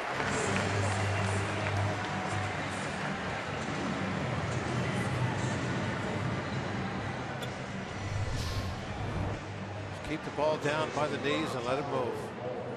That's the game plan all the time with Hughes out there.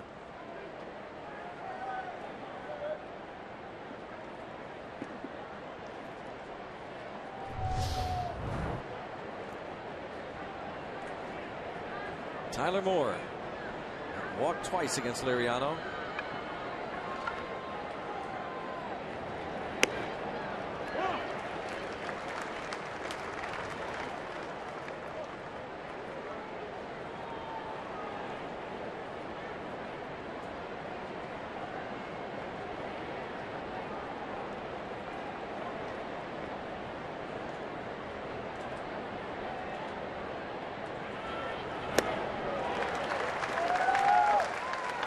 0-2 count on Moore. Two seamers look good so far. And home bullpen. He's made the 22nd. Look at that. That's can't get better. Pretty impressive. And a lot of that is Hughes. I mean, Hughes has been amazing with that number this year. Here now, I'm going to give you the number, but I'm also going to knock on wood, so this is not a jinx. Oh boy. 28 inherited runners, only 4 have scored so far. Wood's right here. That's nice. You can't see the wood. Yeah, but it's there. It's there. We can not. We're assuming right? You're hitting wood.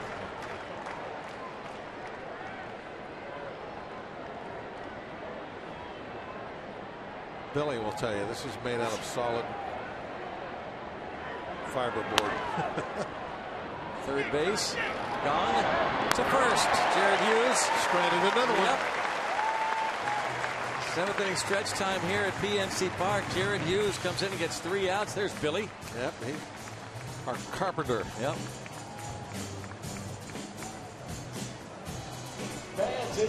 Keep it right here for the 7th inning stretch. The Pirates lead 4-1 over the Washington Nationals here at PNC Park. Join everyone watching at home on Root Sports as we sing "Take Me Out to the Ball Game."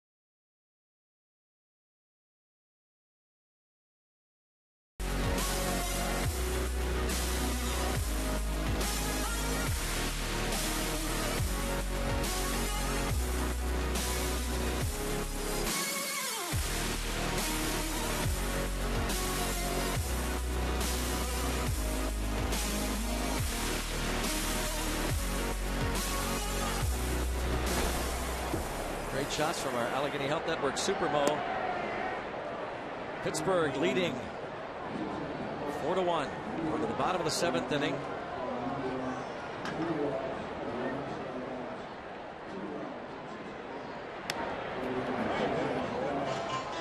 Liriano goes 6+, gives up the 1 run.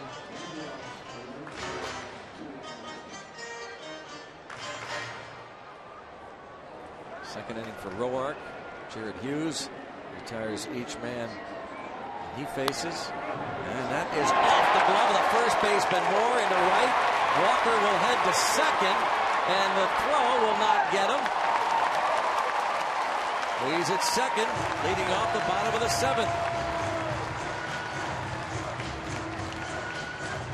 Yeah, good way to start the inning. Try and get a little insurance run.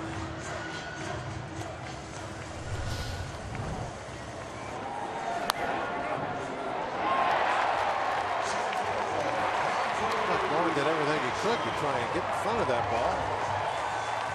Tried to get down right there with it in the dirt, smother it. A double for Walker.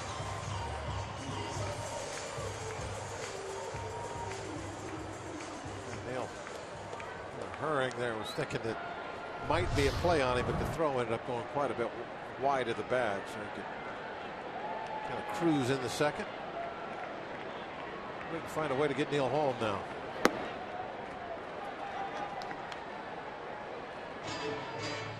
Cardinals are still up by a couple over Kansas City, I see. It's after 6 innings in St. Louis.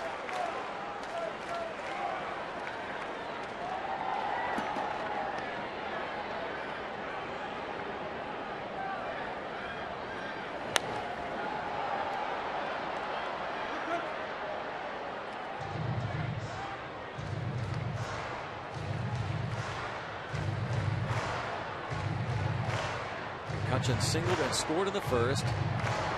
Last time up, a check swing bouncer back to the mound. Doug Fister went 5 innings, gave up 4 runs on 9 hits. This is the second inning of work for Tanner Roark.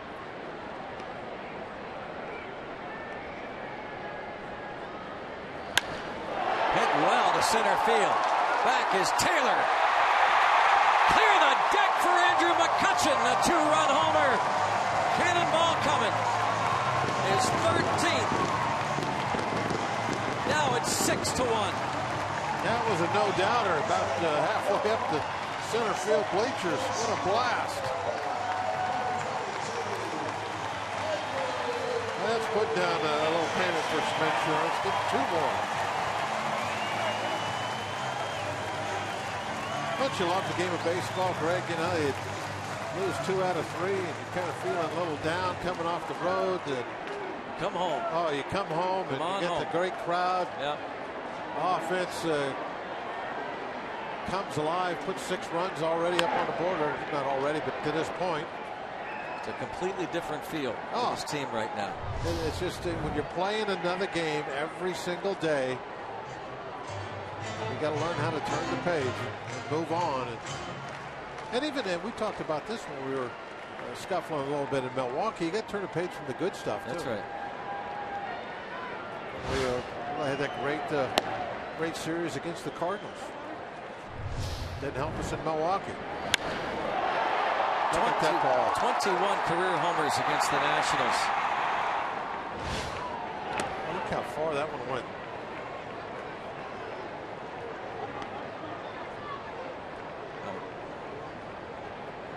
Gentleman in the McCutchen jersey. Number Souvenir. 22? Yeah. Caught it from number 22. How nice is that? That's going in the purse. In the purse? Zip that baby up. Did you see it go in the purse? 14 home runs for McCutchen against the Nationals. That ball is locked down.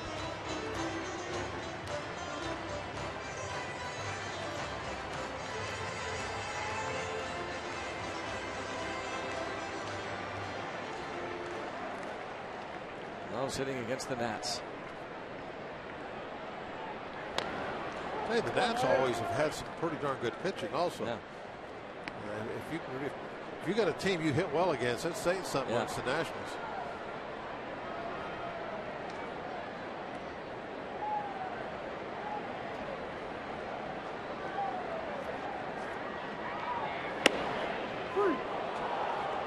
Marte called out on strikes.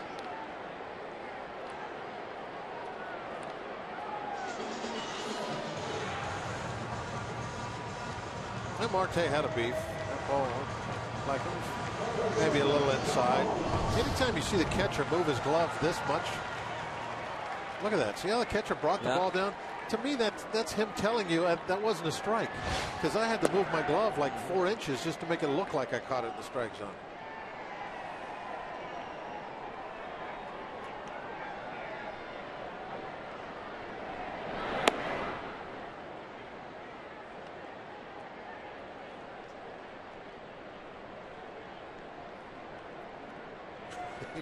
Not happy, is he?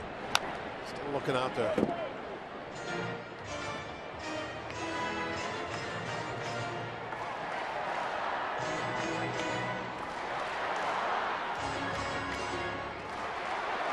What were we just talking about, though? It's always there's tomorrow. Another game. 7 o'clock. Yep. Can't let any game or any at bat, any play. Such a long season. Can't let it get to you.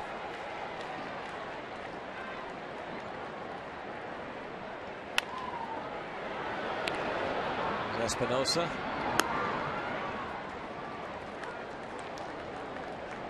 So Gong 2 for 4. 2 hits each for Andrew McCutchen, Starling Marte, and Jung Ho Kang. McCutchen, who had a 3-homer game against the Nationals back in 2009. August 1st that year. His rookie campaign. Alvarez homered in the 2nd.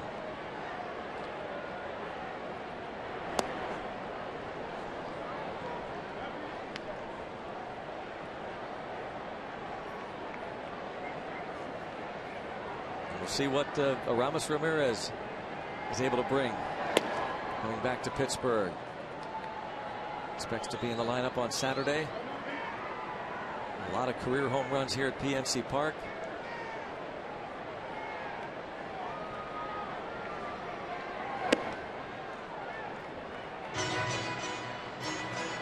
If you didn't hear that earlier, a couple hours before game time, it was announced that the Pirates have acquired Aramis Ramirez, who made his major league debut at the age of 19 as a Pirate.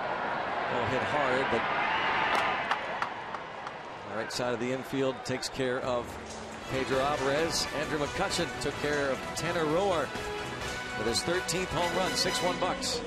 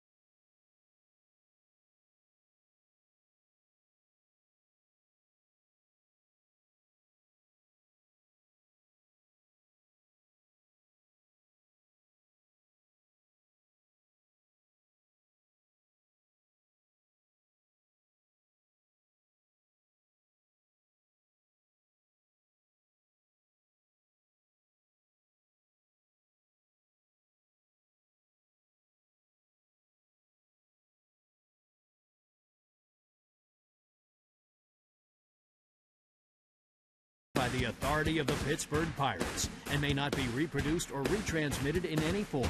And the accounts and descriptions of this game may not be disseminated without the express written consent of the Pittsburgh Pirates. And we'll check out now our Data Strong fan photo of the game, brought to you by T-Mobile. William Hornsby at the game here. A World War II vet on hand here at the ballpark. Thanks for sending this along to us, William Hornsby. Very strong. Yeah, thanks for that. T-Mobile fan of the game.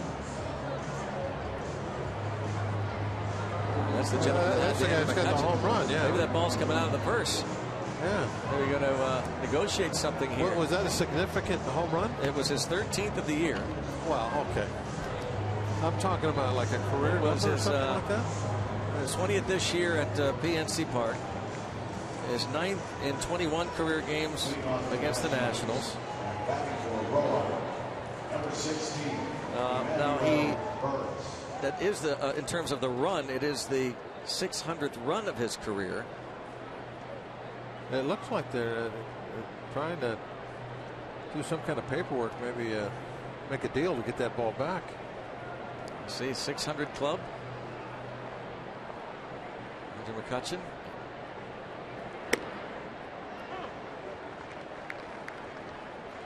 Sean Rodriguez takes over at first base for Pittsburgh. We might see a lot of this the last couple months of the season with Flormon at shortstop coming in for defense.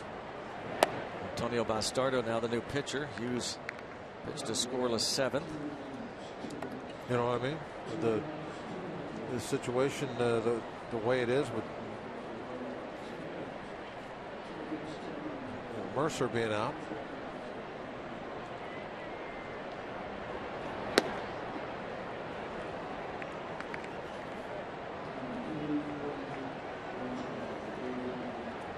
Rodriguez. Antonio's numbers on the year. Rodriguez at first base. Emmanuel Burris, the pinch hitter.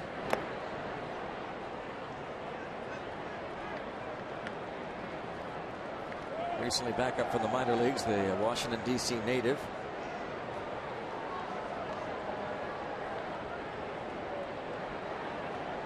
That's for Roark.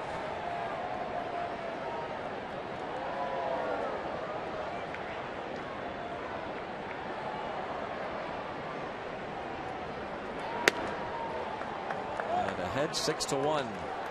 Bastardo comes in and walks the leadoff man.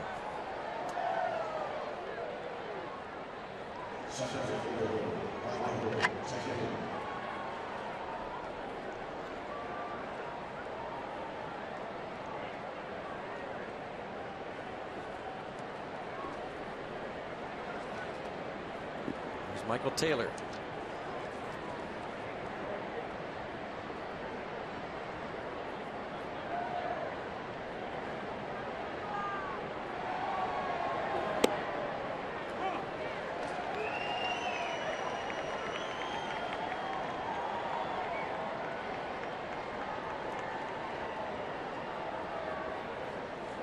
Taylor's 3 at-bats came against Liriano.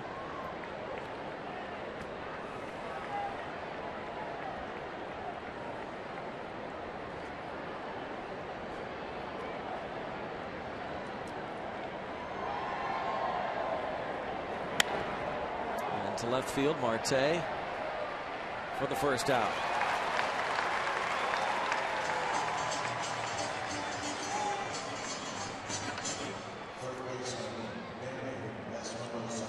Taylor 0 for 4.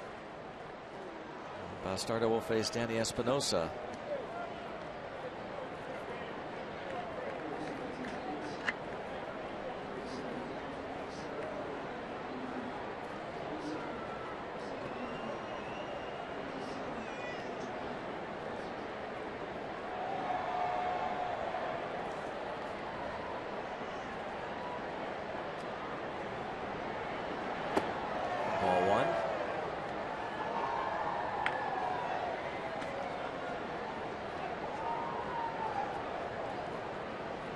Espinosa has bounced to the mound, struck out and singled.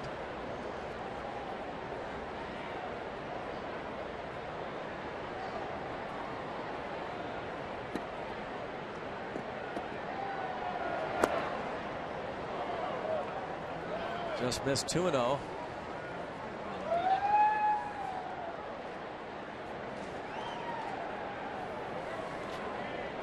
Jordy Mercer with that limp.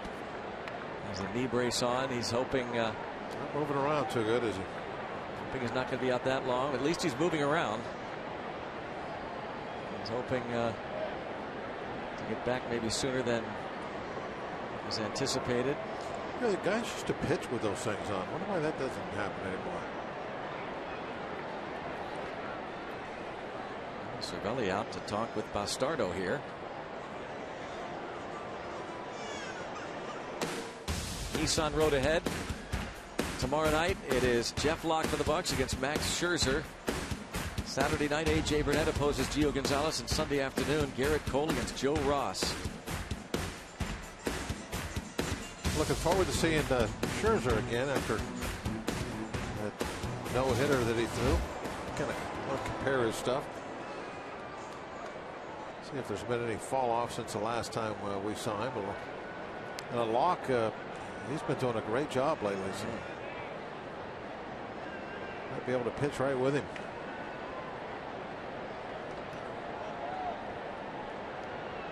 (2-0) on Espinosa. Cervelli went out there and said, let's throw some strikes here. We're ahead 6-1. And you got a Harper on deck.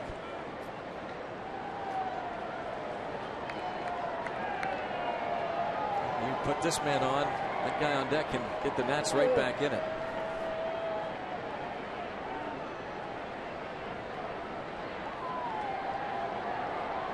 0 for 3 tonight is Harper. So much of what you're trying to do, whether it's hitting, running the bases, making a defensive play, pitching, is dictated by just looking around at the scoreboard. Yep.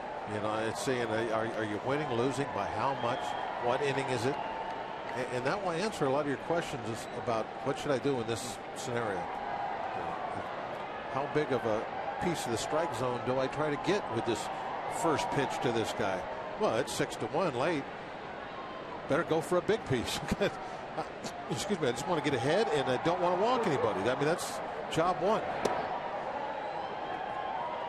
I mean, the thing that is going to get another team, and I'm saying this in general, back into a ball game quicker than anything else is when you do them a favor. Maybe an error or a couple of walks, maybe both, and then, as you said, someone hits one out of the ballpark, or maybe just hits a chalk line down in the corner, and there they go. Now they're back in the game because you open the door for them. And he's able to strike out Espinosa on the 3-2 pitch. You know, and now if you go after them aggressively, throwing strikes, and now they're hitting doubles up the gap and stuff. Okay, well that's good for them. Tip your hat to them. You know, maybe then once they prove that they've done that, then you start maybe trying the nip here and there, because now it's a close game again, and you got to make really good pitches. But you know, what if you're real aggressive and you go for the heart of the plate because it's 6-1, and they put 3 balls in play and 8 pitches, and you have 3 outs and you're back in the dugout. You know, that can happen. They can hit the ball and make outs. Popped up the first pitch. You know, like right now, there's no reason to.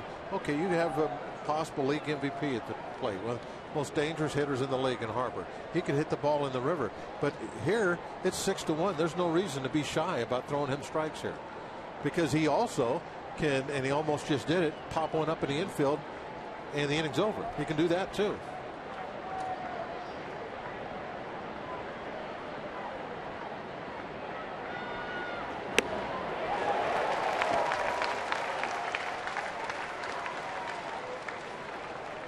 Harper has struck out twice tonight. 2 of Liriano's 11 punch-outs.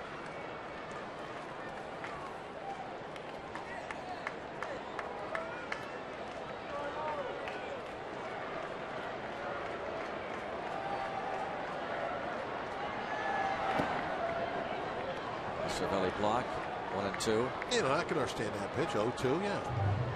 Go ahead in that spot. Go ahead, you know, bury a breaking ball. See if you can get a chase, get a strikeout. You get ahead, you can do that kind of thing. Yeah. But I mean, early on, you know, and that's why we mentioned, and that's why there was a visit by Cervelli. It's like, hey, scoreboard 6-1. Why are we afraid to throw strikes? Challenge these guys, go after them, make them hit the ball, make them do something in the first 3 pitches. That's what the mantra is, you know, with all the time. But it's especially got to be true when you're up 6-1. First 3 pitches, make something happen. Ray Search preaching that constantly.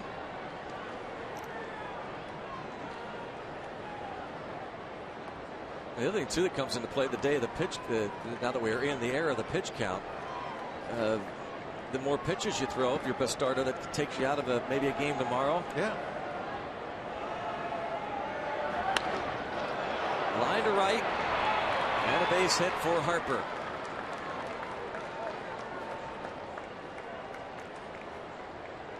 Hey, look at that base on balls right now. You know, let's say you would have gone after him, quick strikes, and he would have grounded out, popped up, whatever. The inning's long since been over, and you ended up throwing 13, 14 pitches. And not to pile on, you're talking about Emmanuel Burris, who has spent most of this year in the minor leagues. Right. So you now have a chance to pitch again tomorrow. Now in this scenario, you're pushing 20 pitches. So let's say you get the hitter at the plate now, and the inning's over, and you've thrown 21, 22 pitches. So now maybe you're iffy for the next day. And something else that they didn't want to do. And with a 6-1 lead, they're hoping to save Watson. Now he's at least gotten up, not to say he's going to get in the game, but they count this when they get up and warm up. Yeah, it kind of depends on how serious you get when you get up. If you're just going to get up and just maybe play some catch, that's not a big deal. But if you actually have to get if it's to where you might be put in the ball game, now you got to get heated up. You got to be throwing the ball just like you're going to do when you're in the middle of the diamond out there during the game.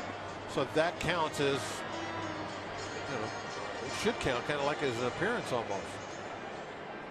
I mean, I'm guessing that he's getting up there in a hurry because you've got a left-handed hitter on deck in Robinson. And if Ramos gets on, even though it's the 8th inning, then Hurdle's going to want to likely bring in Watson to get a big out. But there's another. His first pitch to Ramos, it's a breaking ball in the dirt. Now, if you're trying to throw strike one with a breaking ball, you're telling everybody that your command of your breaking ball is such that you can't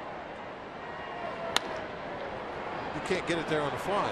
One hopper to second. Well, Bastardo pitches a scoreless top of the 8th. 6-1 Buccos.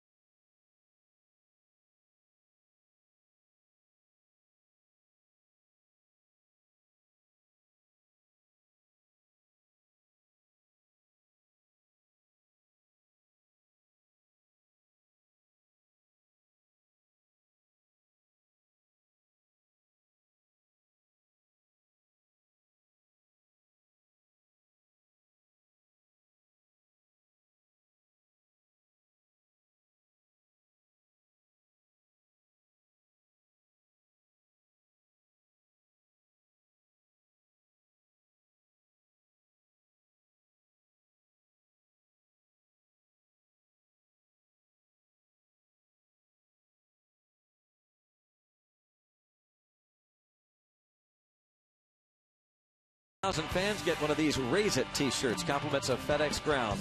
Join the Barrel Automotive Block Party on Federal Street before the game. Food, live entertainment, games, and stop by the Leinenkugel Bar. Get tickets at pirates.com/Free Shirt Friday. Bucks hoping to do just that here before too long. Leading in front of a sellout crowd on our UPMC scoreboard 6-1.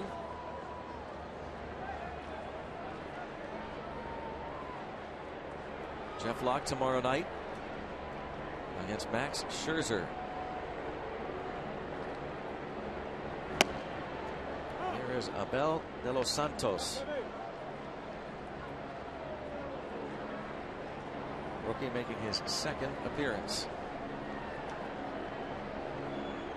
Up from Double-A 3 days ago.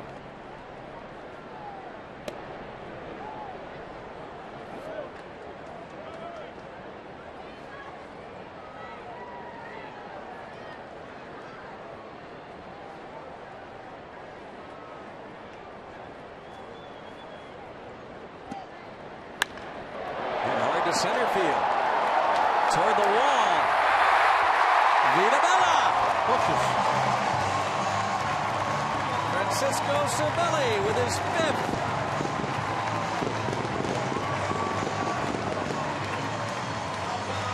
It's a 3-homer night for the Pirates. He might start wearing batting gloves all the time. Vitabella. Oh man. How good is it to be back at PNC Park? Real good. 7-1.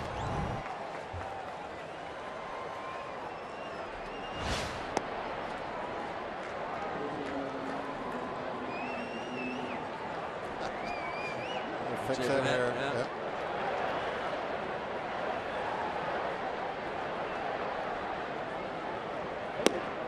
It's a single season career high for Francisco Cervelli, 5 homers. Oh, he crushed that one. That almost got to the batter's eye. Yeah, that really was crushed. This ball hit the other way, and look how deep Robinson was playing for Pedro Florimon. Was out there, was.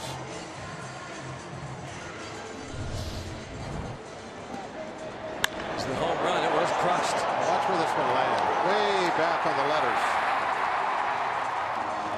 I'm going to say about a foot or so. Oh, here we get a good look here.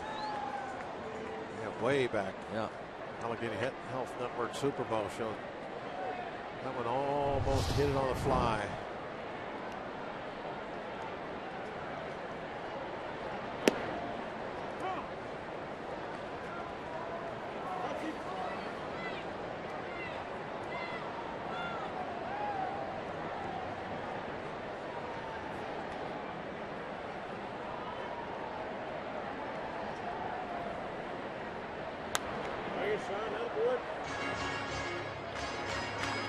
Pedro Alvarez, Andrew McCutchen, Francisco Cervelli with home runs.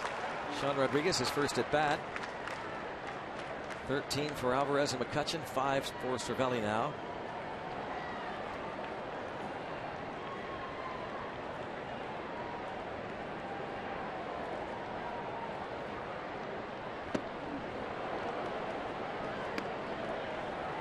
Sean Rodriguez is the first out.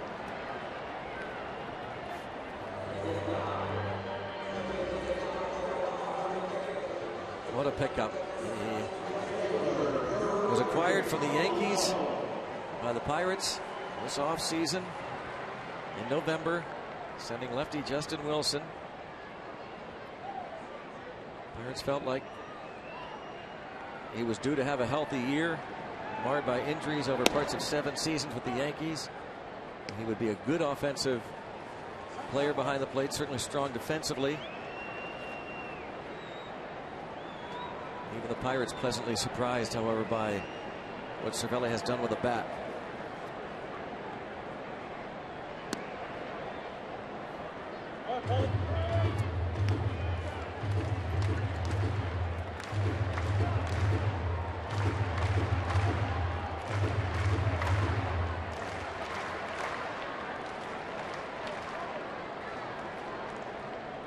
Arquimedes Caminero going to be coming on.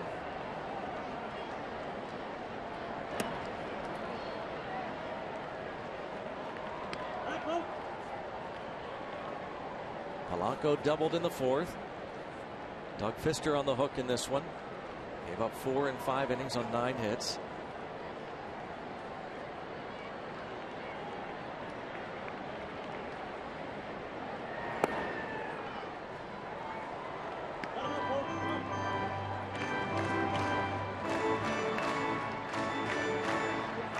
Tweets crawling across the screen, the home runs. McCutchen, Cervelli, and Alvarez the other.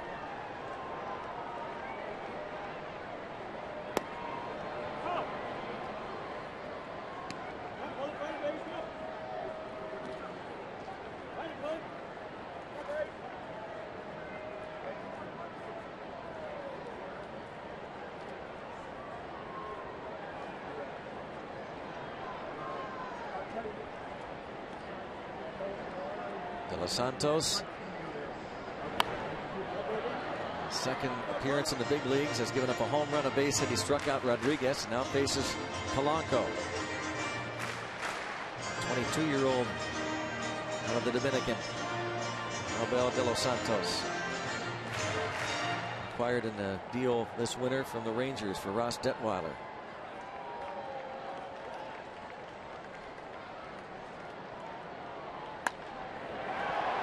This one hit to left, and Robinson was maybe understandably so playing a little deeper for Polanco. Plays deep left field. Yeah. Reminds me of Dyson. Is that the shallowest left field play we've ever seen?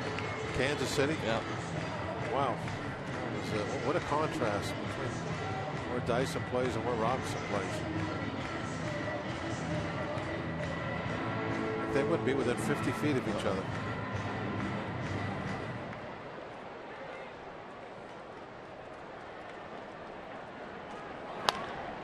Walker, last time up, doubled off the first baseman's glove. 7 runs, 13 hits. Bucks up 7-1. Cardinals lead in the top of the 8th at home over the Royals 4-2. Kansas City with a couple of men on and 1 out.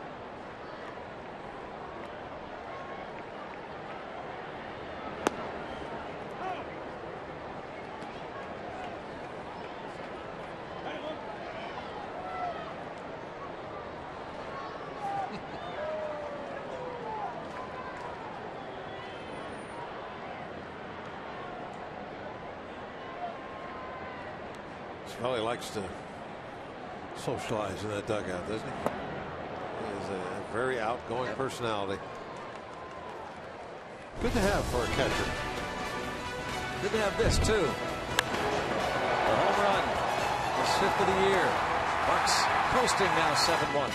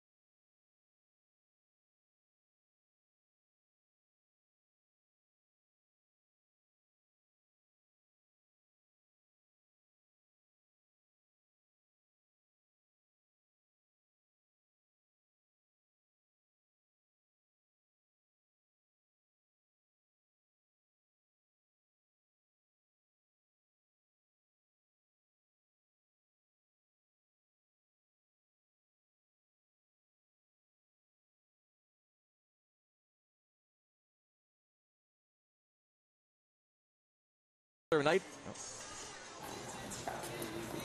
Get amped up for another night of local music with Friday Night Rocks.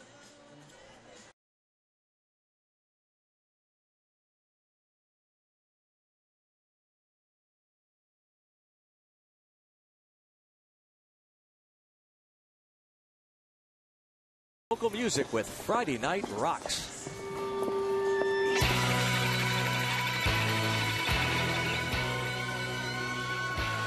Tomorrow when the Buccos host the Nats, get a dose of the local music scene as we highlight bands from around the burg throughout our entire Pirates broadcast. Turn up the volume. Check it out. Tomorrow, Bucks take on the Nats here on Root Sports. 7-1 on the UPMC scoreboard. Pirates in front. The Washington Nationals, Francisco Cervelli. Great to have him back. Nice to be back home, but good to see him behind the dish. Francisco Liriano with 11 strikeouts and 6+ innings, giving up a run on 3 hits. Jared Hughes a 1-2-3-7. Bastardo pitched a scoreless 8. And they will finish up with Arquimedes Caminero. And it is certainly nice to give Mark Melancon another night off. And even though they did start to loosen Tony Watson, didn't have to be used in this game, so we'll certainly expect them to be available tomorrow.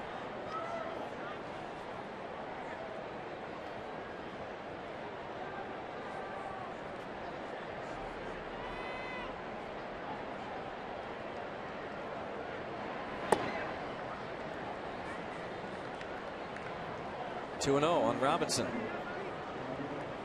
Talking about Bastardo last inning. Now Caminero certainly wants to throw strikes here in a 7-1 game.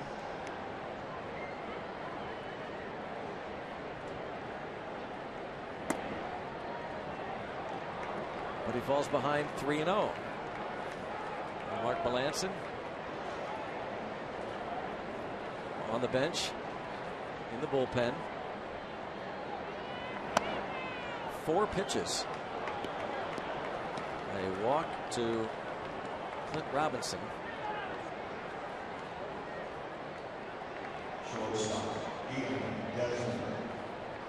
The series against the Nationals continues tomorrow. Jeff Locke takes the mound for the Buccos. Coverage starts at 6:30 with Pirates pregame presented by W.B. Mason here on Root Sports.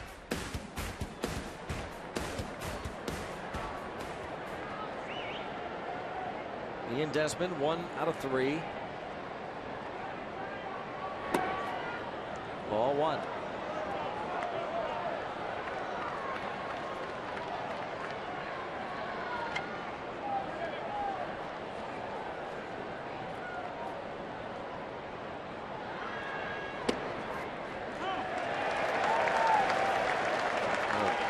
Cheer, 1 ball, 1 strike, 97 on the gun from Caminero.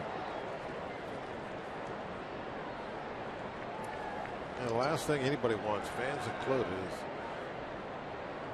is to see somebody struggling to throw strikes with a big lead at any time, especially late in the ball game. Got to make the other team hit.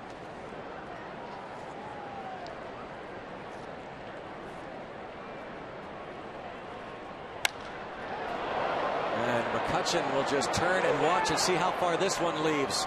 Wow. Crushed by Ian Desmond. 98 miles per hour from Caminero, and Desmond hits his 9th.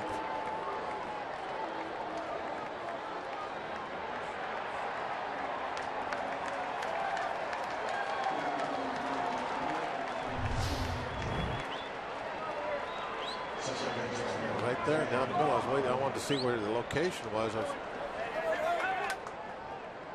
wondering if it was up at all, but that was just a little bit above the knees.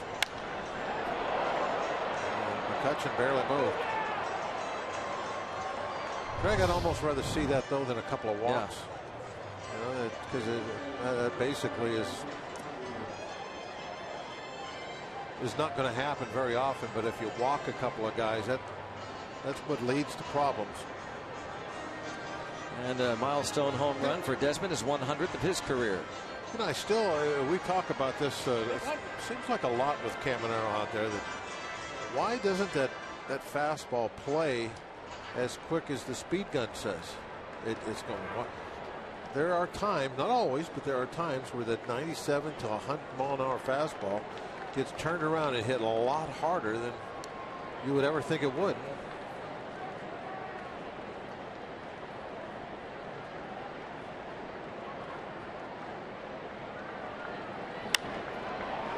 Dan Uggla pops it up. Florimon calls off Gong.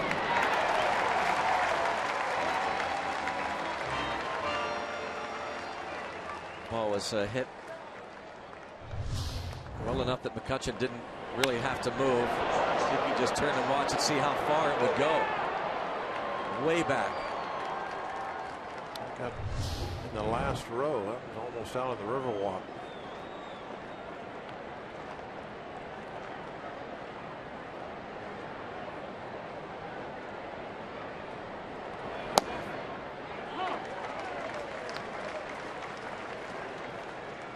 There's a strike, and now Mark Melancon does actually have to get up.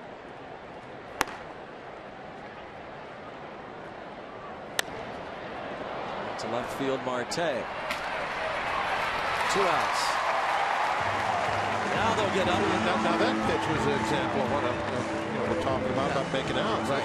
I think that was a little cutter right down the middle. Right down the middle. Doesn't mean they're automatically going to get hits. Yeah, or home runs or whatever. Yeah, just a fly out. Yeah. And that's what you can do when you get this huge lead. You can get those quick outs. Very seldom is it going to be to where they just come out and put up a big inning, just hit after hit after hit after hit. That's a rarity. Usually it's got to have some base on balls mixed in with that. Matt Den Decker bats here in the 9th. Sellout crowd of 37,799, the 12th sellout of the season.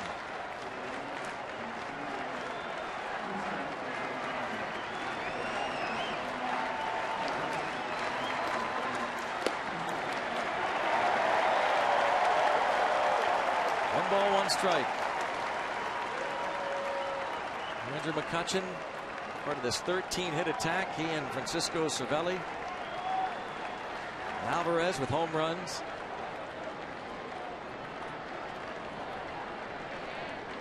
McCutchen, a 2-out single in the first, scored on a triple by Marte. The home run by Alvarez made it 2-0.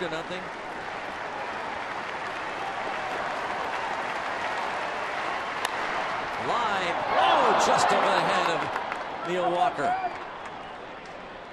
Den Decker, pinch hit, base hit.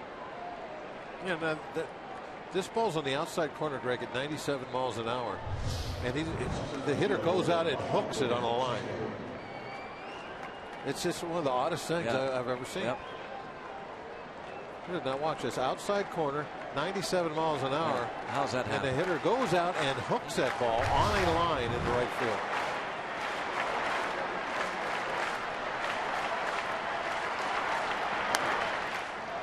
Taylor 0 for 4.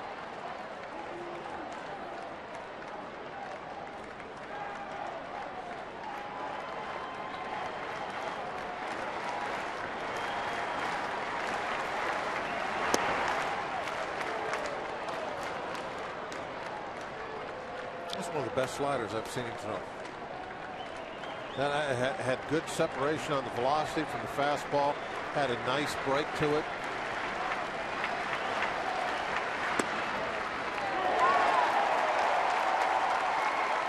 And 2. Fans getting excited for a W on a fireworks night. They're getting ready to see a Zambelli fireworks show. 1 and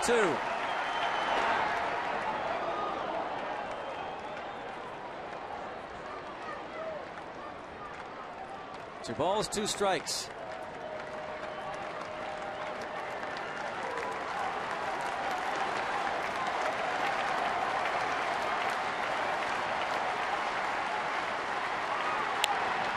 Bounce to third, tough little hop on to first base, line him up, and raise it. Andrew McCutchen, Francisco Cervelli, and the Buccos defeat the Washington Nationals, the first place club in the National League East. Good team win tonight. It was outstanding, I thought, pitching performance. You can't say enough, at least I can't, for what Frankie did starting this ball game. He just was total command through those first 6 innings. It was awesome to watch. And the offense, after kind of getting stifled most of the time on this last road trip, really did, I thought, a great job tonight. Hit a lot of balls hard, got some balls over the fence. Yeah, 3-homer game, part of the offense. And Liriano improves to 6-6 with that 6-inning performance and 11 strikeouts. Really good team win in front of the 12th sellout crowd of the season. 37,799 beat Doug Fister and the Washington Nationals. The Pirates improved their record to 55-40 and improved their home record to 33-16. Always fun to play well in front of the big crowds, and they've done that. We'll go downstairs to Robbie Ince-Mikowski. Yeah, Andrew McCutchen, what a night for he and the Pittsburgh Pirates tonight, victorious in Game 1 of the 4-game set against the Washington Nationals. Andrew, you scored 2 runs total the last 2 games in Kansas City. How much is just a change of scenery and coming back home help change a team, maybe mentally, and maybe that translating onto the field a little bit? I know it's good. We always love playing in front of our hometown, our home fans. So, it's good that we're able to come here and be able to get a win in such a great fashion. Doug Fister is no slouch of a pitcher in Major League Baseball, but starting with you, the 3 through 6 hitters, I'm going to read you a stat. 6 of the 7 RBIs, 5 of the 7 runs scored total. What led to the success against offensively tonight, but in particular against Doug Fister? I think we're just waiting on our pitch to hit and, just taking what he gave us. And that was basically it. We did a good job of that all around as a team. How about when you look at Aramis Ramirez, the newest Pirate, just from playing against him and your experience in the National League Central, what can a guy like that bring to this ball club? Well, he kills us, so hopefully he can be able to do that over here. Thanks, Andrew. Appreciate it. Andrew McCutchen and the Buccos victorious against the Washington Nationals. Robin Teague.